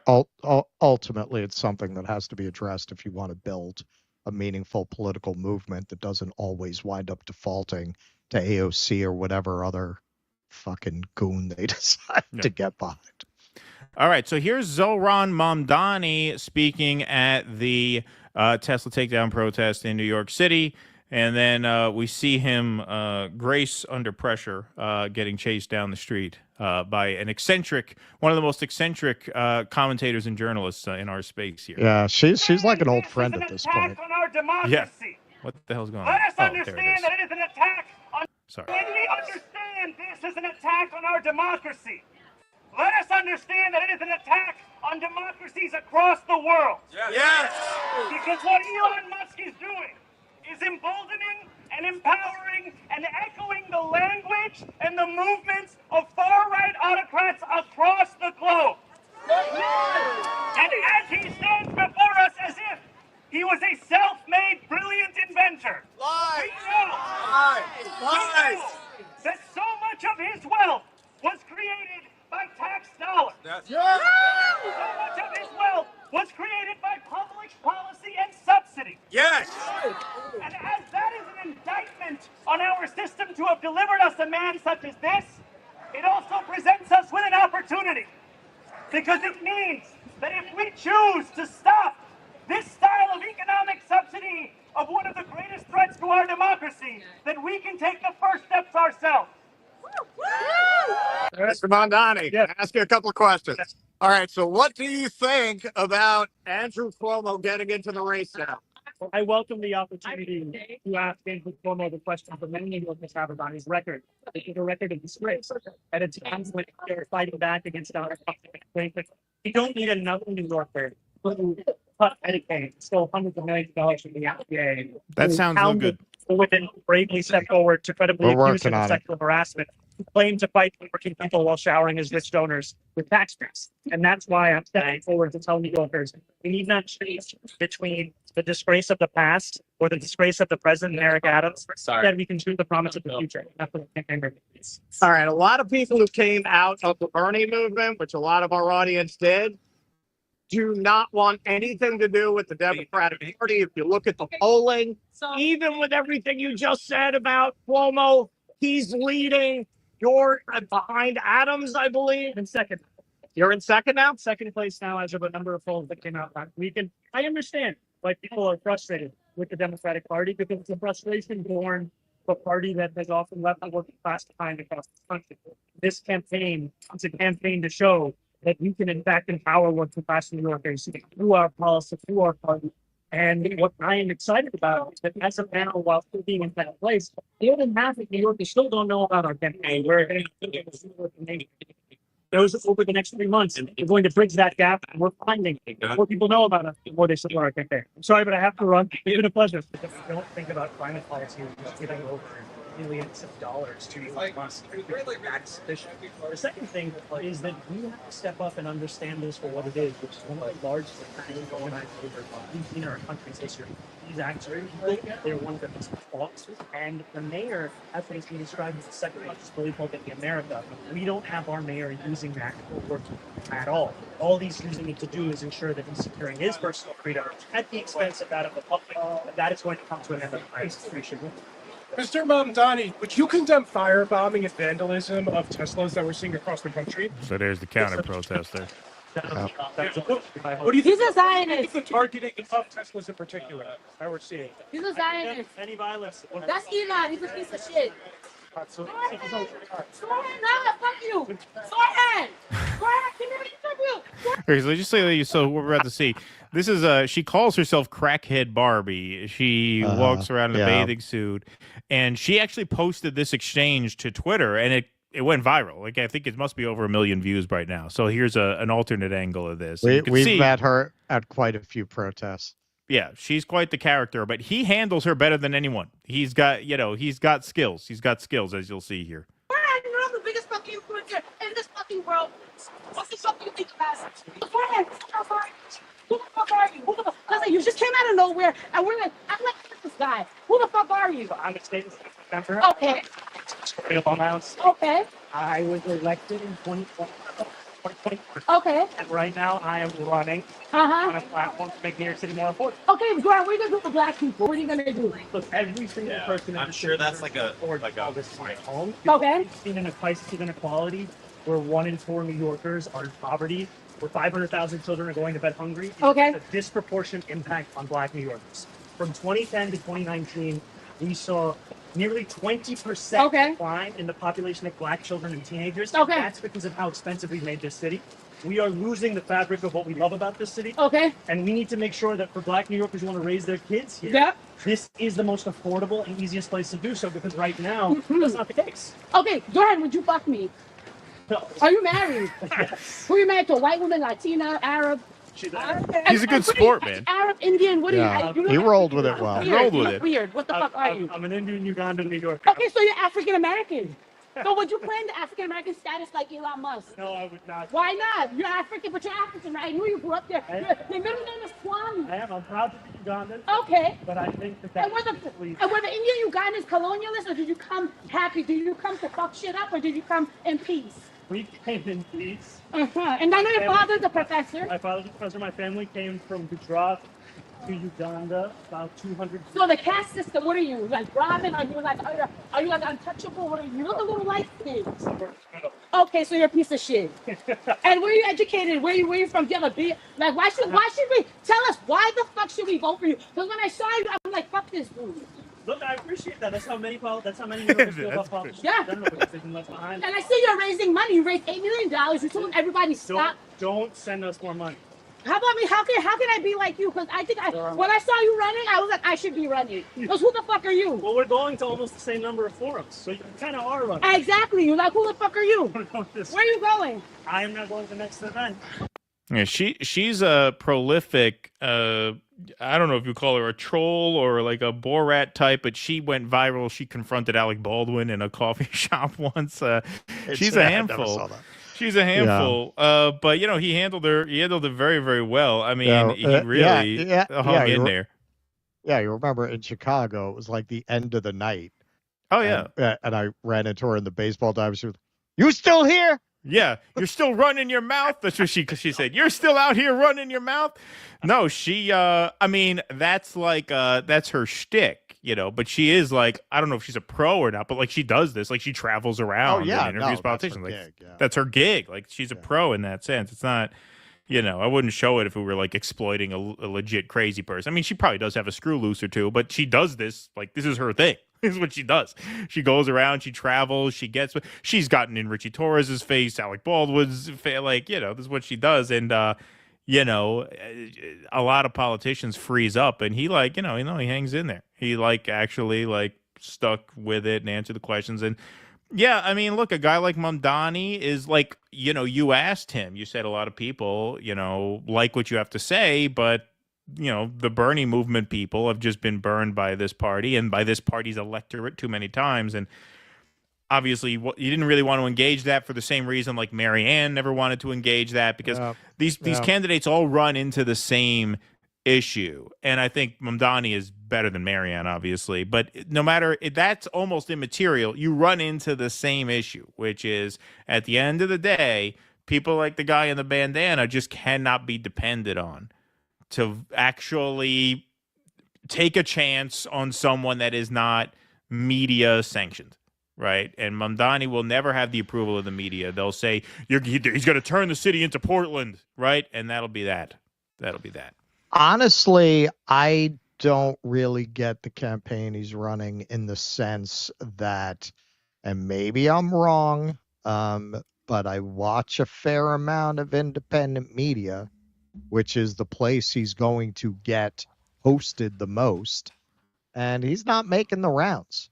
And he really did not. Yes, he had a very canned answer on the Democratic Party, and he also didn't even seem to know what language to use to speak to the kind of voter I'm describing, which is kind of strange for somebody who's running as the progressive in a Democratic primary.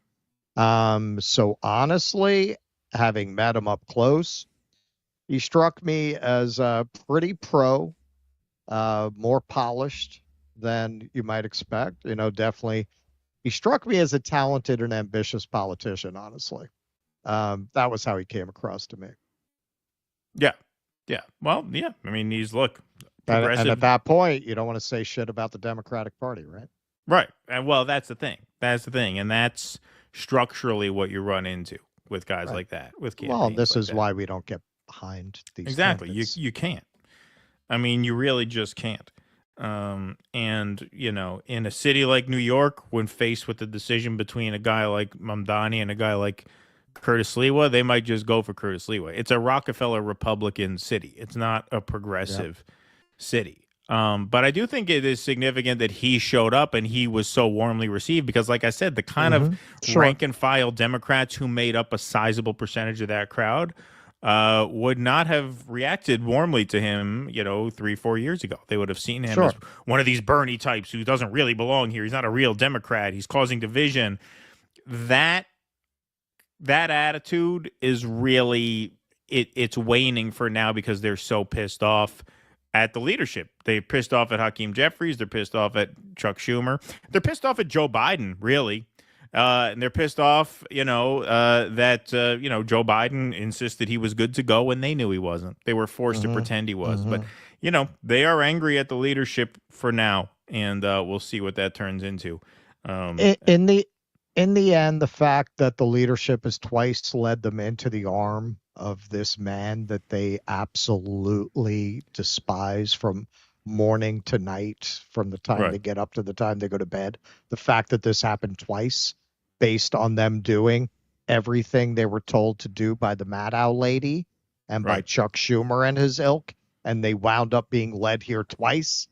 That seems to have finally made an impression on them. Yes. To the point that it shifted the Overton window to what Bernie and AOC are now, which is not what they were in 2016, remember. What they are now, the Overton window is shifted that far, which is just a little to the left of where they were. Exactly.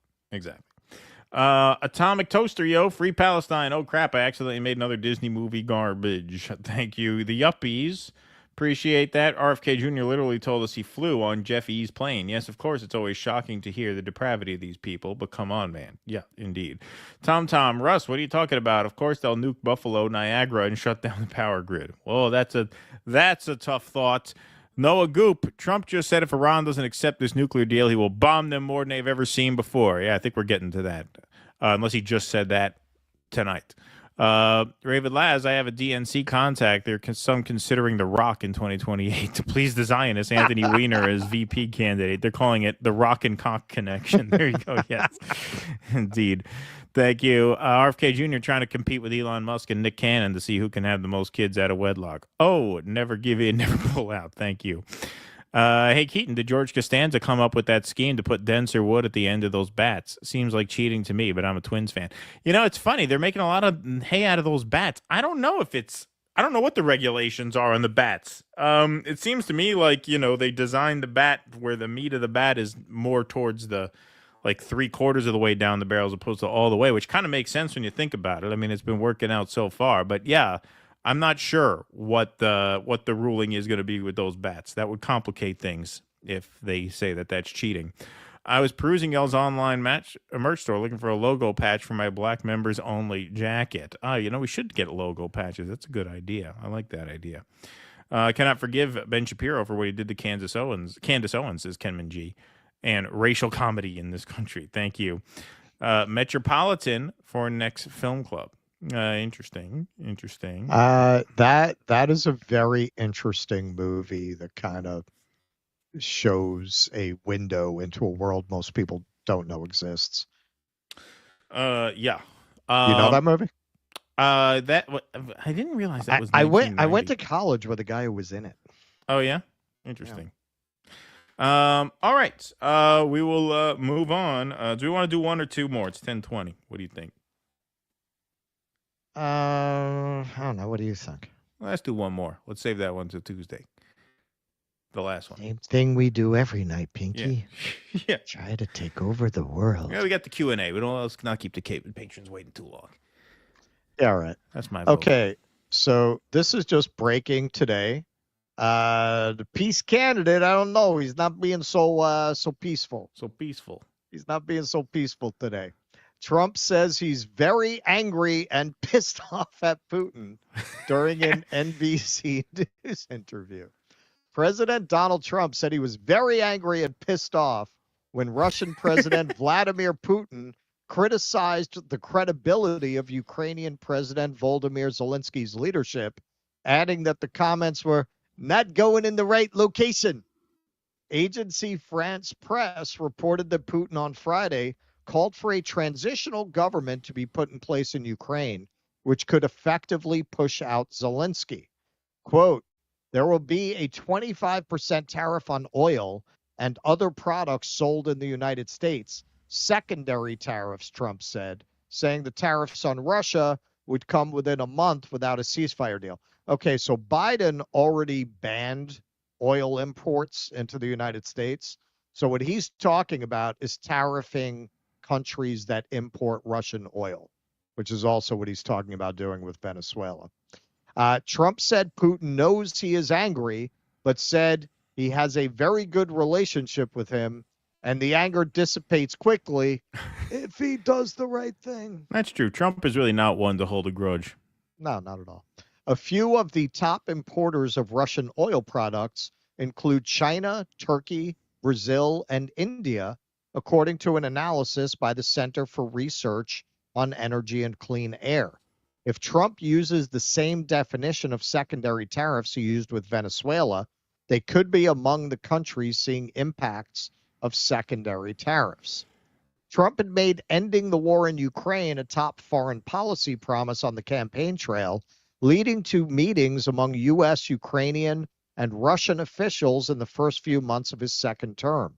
Last week, Russia and Ukraine agreed on a partial and limited ceasefire that would allow safe navigation in the Black Sea and halt attacks on each other's energy facilities. Now, he also talked about bombing Iran. U.S. and Iranian officials are talking, Trump said. Apparently, he sent him a letter. However, Iranian President Mossad Pezeshkian rejected direct negotiations with the United States. I apologize to any Iranian friends for that pronunciation. With the United States over its nuclear program in a statement Sunday, Iran's first response to a letter Trump sent to its supreme leader. Okay, so for whatever reason, they did put out a full transcript of this interview. I guess it was not taped. It was only transcribed. But here she talks about some of what went on in that conversation. Second, is that the right one? Care less if they raise prices because hang on. Here we go. Sunday morning, President Trump is standing by his national security team as the fallout intensifies after top officials mistakenly shared attack plans for U.S. military strikes in Yemen on the Signal messaging app with a journalist. In an exclusive phone interview on Saturday, the president told me, quote, "I don't fire people because of fake news and because of witch hunts." Mr. Trump said he still has confidence in Defense Secretary Pete Hegseth and National Security Advisor Mike Waltz. Just hours ago, President Trump called me to tell me he is, quote, pissed off with Russia's President Putin and threatened to impose secondary tariffs on Russia's oil. Quote, "If Russia and I are unable to make a deal on stopping the bloodshed in Ukraine, and if I think it was Russia's fault, which it might not be, but if I think it was Russia's fault, I am going to put secondary tariffs on all oil coming out of Russia." Mr. Trump said 25% tariffs on Russian oil could happen any moment and told me he plans to speak with President Putin this week. The president told me, quote, "I was very angry, pissed off when Putin started getting into Zelensky's credibility and started talking about new leadership in Ukraine." On Iran, the president said he's also considering secondary tariffs if Iran doesn't agree to a nuclear deal. Quote, "If they don't make a deal, there will be bombing, and it will be bombing the likes of which they have never seen before." After markets tumbled on Friday and with consumer confidence falling, the president also told me he's not backing down on his tariff plans. What we're going to be doing is a 25% tariff on all cars that are not made in the United States. If they're made in the United States, there's absolutely no tariff.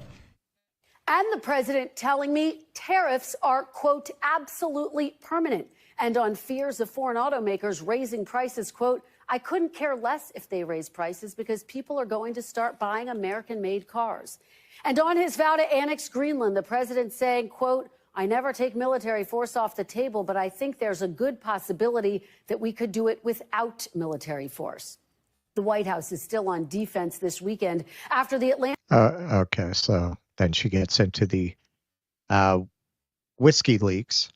So on top of that, another part of this she didn't discuss there is Trump did not rule out the possibility of seeking a third term in the White House, which is prohibited by the Constitution under the 22nd Amendment.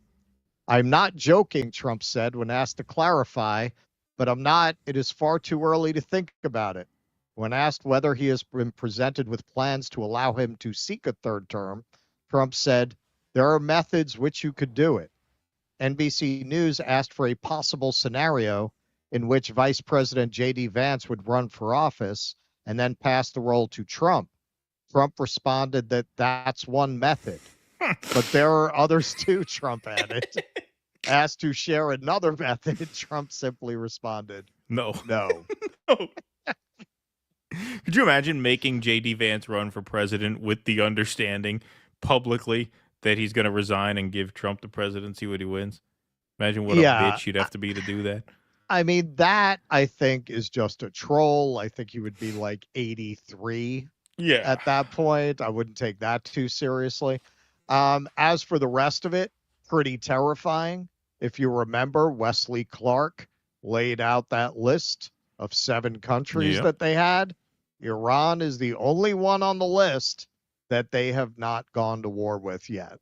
And it looks like we're getting there very, very quickly. The Iranians, they're shrewd. They're not all of the people that we want to cultivate this kind of bellicose foreign policy with are portrayed as just unreasoning savages. Putin is very rational. If you look at the Iranian foreign policy, it's very rational. They're not going to run off half-cocked. They're very cautious in their foreign policy. But they're not going to roll over either. So at that point, is he going to use the Iranians refusing to be the U.S.'s bitch as a pretext to start World War III? Because that will be World War III. If the U.S. attacks Iran, Russia probably backs them, and that's it. It's World War III. Yeah, no, it is an extremely dangerous situation, and I've just never seen a president in my lifetime come in this hot and this hostile and this determined to fast track a war. Like, he's been, forget about the peace candidate. He's been everybody. Yeah, I mean, he has been. I mean, now, granted, you could say, he inherited, the Ukraine war and he inherited the Israel-Gaza war, whereas Biden didn't come in, with any of that to deal with right in his lap. But I'm sorry, this goes beyond just managing existing crises. I mean, you're creating new crises, bombing Yemen, saber rattling with China the way he has, saber rattling with Iran in just extremely dangerous ways, to the point where whatever deal you might be negotiating between Russia and Ukraine, which that seems to have hit yet another snag here. If you, as you just mentioned, if you attack Iran, you get to World War III with Russia fighting anyway. Right. So at that point, I mean, it's in that sense, in a very macro sense, it's almost 6 of one, half dozen of the other. Yeah, this is why when you see an obvious pathological liar and narcissist, it's probably best not to get really invested in what they say they're going to do about making peace and so on.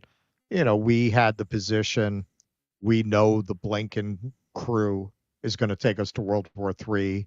Your formulation, it's Russian roulette. Maybe there's a chamber empty with Trump. But we never expected very much, and Trump is definitely living down to the lowest of our expectations, even on this level. I got to say, with the Russia-Ukraine thing, it's worse than I expected. I did think in this one area, he kind of wanted to defuse it, and it's not looking that way. Not really. I mean, he's making some vague moves to defuse it, but it's very much like the temporary ceasefire in Israel. It seems like he just wanted quiet around his inauguration. Yeah, and it seems like, he's limited as to what he can do, especially if Europe is willing to pick up the slack. Like, it's one thing to say we're not going to fund this. Right. It's another thing to actually negotiate a peace. Right? It's one thing to say we're not going to be involved. Well, okay, we're not going to be involved. That's great. But if Europe can keep the conflict going for however many more months or however many more years, I'm not sure if that's possible. But the point is, however long they can extend it is the length of time during which there is a very real risk of this becoming a world war. And so if you can't negotiate a peace, then you can't end the war. And it doesn't seem like he is equipped to do that. He doesn't really seem to have what it takes to do that. It was cathartic to see him browbeat Zelensky, there in the Oval Office. But beyond that, I mean, what steps have really been taken to wrap this up?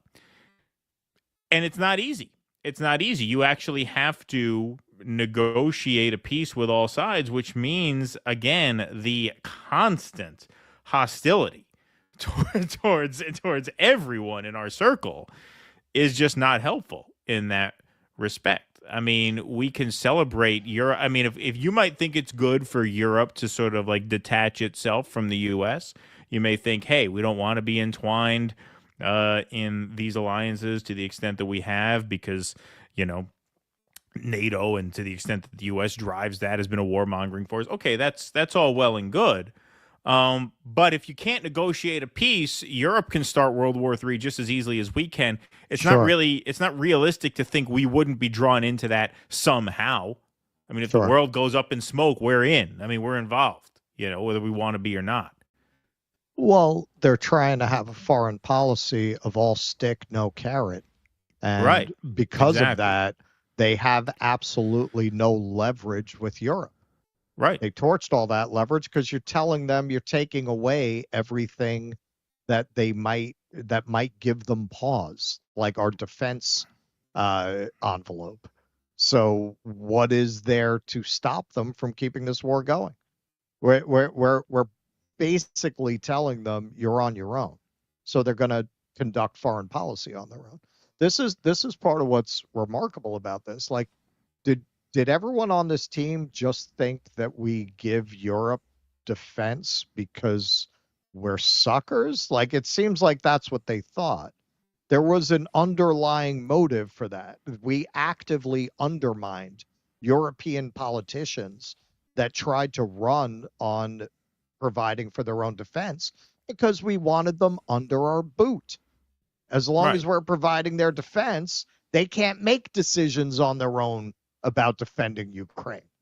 Doing what you did, you very quickly put them in a place where they're like, well, I mean, fuck it. They're not going to be providing our defense anyway. Might as well just create our own foreign policy. And, you know, maybe that's good, but given what they value in terms of profit and trade and our corporations dominating the world, they seem not to understand that this was part of that. You know, it's not like you're talking about people who just want to unwind empire because they think it's bad. They just want to restructure empire more in the shape that they want it to be, but they don't seem to get that the way it was structured was for the purpose of maintaining empire, and their alternative doesn't make any sense. It's not going to work. Like, turning the entire world against you is not a way of reshaping the empire. It's a way of collapsing it in around your ears. Right. And the way this is going, this could happen more violently than non-violently. This doesn't sound like bringing it in for a soft landing to me. Right. And this is why I asked the question, either last show or last couple of shows. Okay, to the people who are still on board with MAGA, at what point are they going to start talking about, forget about actually seeing like results. I think we're very, very far from that. I think things are going to get worse before they get better. I think that's almost a certainty at this point. When are they going to start talking about your life getting better? Right. When is that going to be part of their messaging? Well, Hey, no, it's going to get better when they fire all the federal workers. Well, this is what I mean. This is what I mean. Right now, it's just the theater of pain. Right now, you know, the messaging out of the government is that you, the ordinary person, should revel in the pain and suffering of others who you don't like as some sort of emotional payoff to having voted for us and owned the libs. And we're gonna fire the federal workers. We're gonna, you know, slash USAID. We're gonna deport the immigrants. Right? We're gonna do, you know, revoke the student visas of the kids who step out of line. And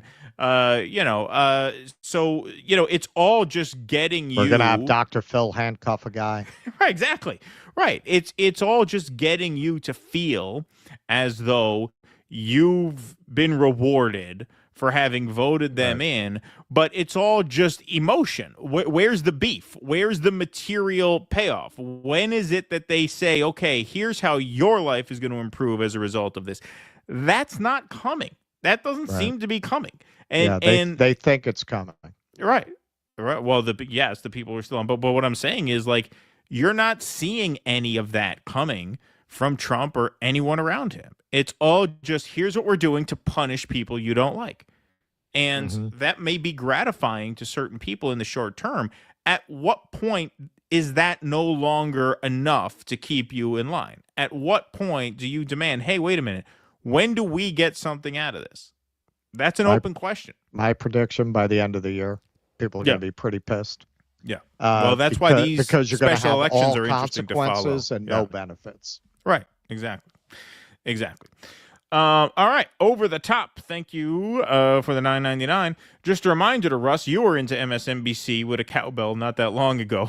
We bring folks into the movement as they will. It's about consciousness raising over time.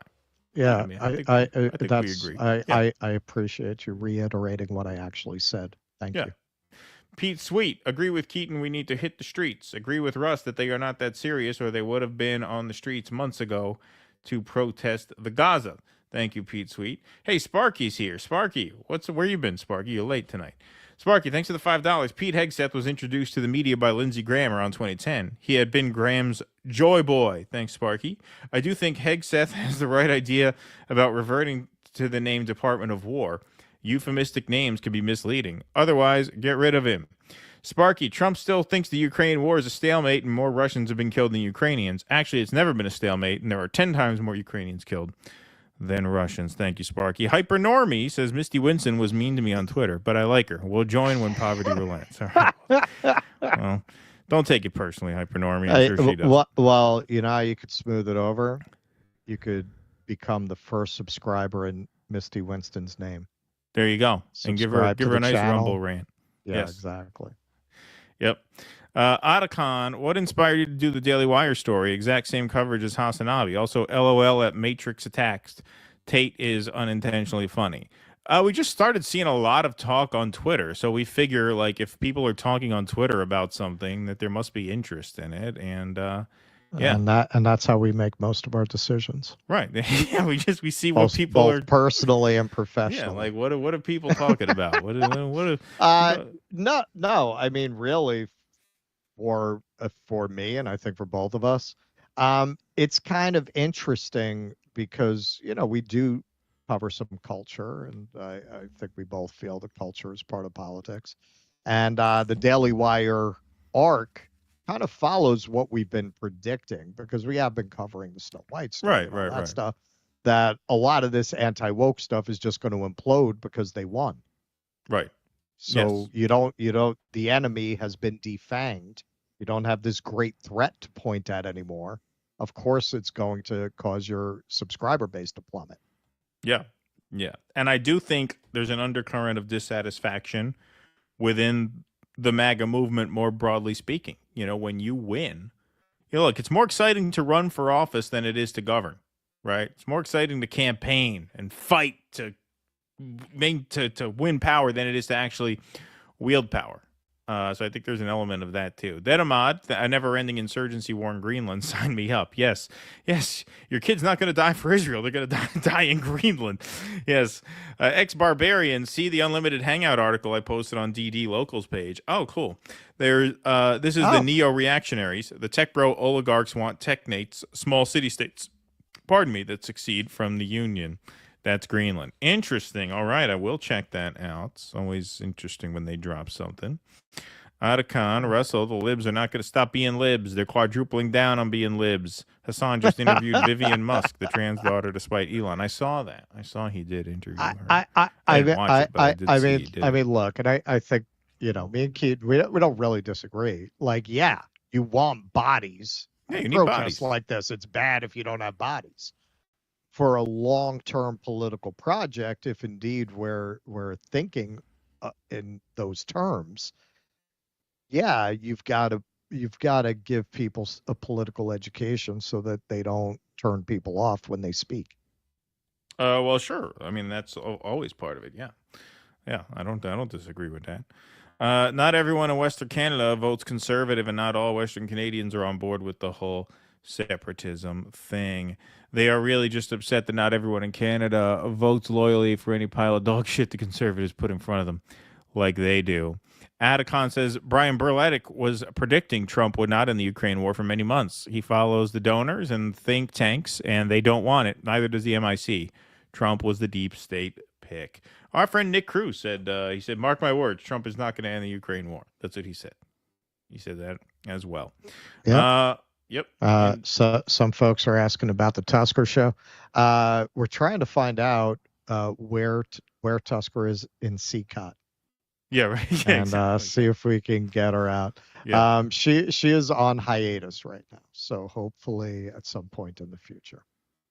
All right. Sparky, Mike Waltz is Cicero's enemy from within. He's John Brown without the brains. He's Trump derangement syndrome chief of staff, talked him into including Goldberg on Signal. Waltz covered for him. Trump can really pick him, can't he? Yeah, well, because he's a lazy bastard, that's why. He's a whore who picks who pays him, and he doesn't really care at the end of the day. That's our story, and we're sticking to it. Hey, folks, that's our show. We're going to switch over to Rumble for the Q&A. Patrons, paid Substackers, paid Locals members have call-in access. Everyone is welcome to stay and hang out and watch. You do not have to be a paid member to watch the Q&A. You have to be a paid member to call us and be a part of the show. But we hope all of you guys come over, dudissidents.com/Rumble. We're going to hear from the audience. Tomorrow, paid members, Film Club, No Other Land, 7 p.m. That's going to be a great show. Definitely so join sign for up. that.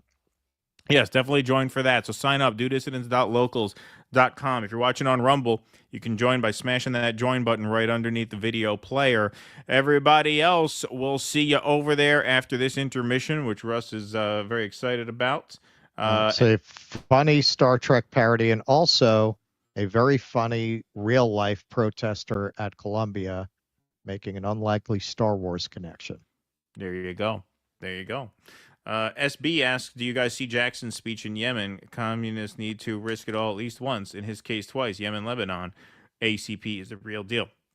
I saw he was over there. I have not watched his speech. I'll check that out. I'm assuming that's up on Twitter.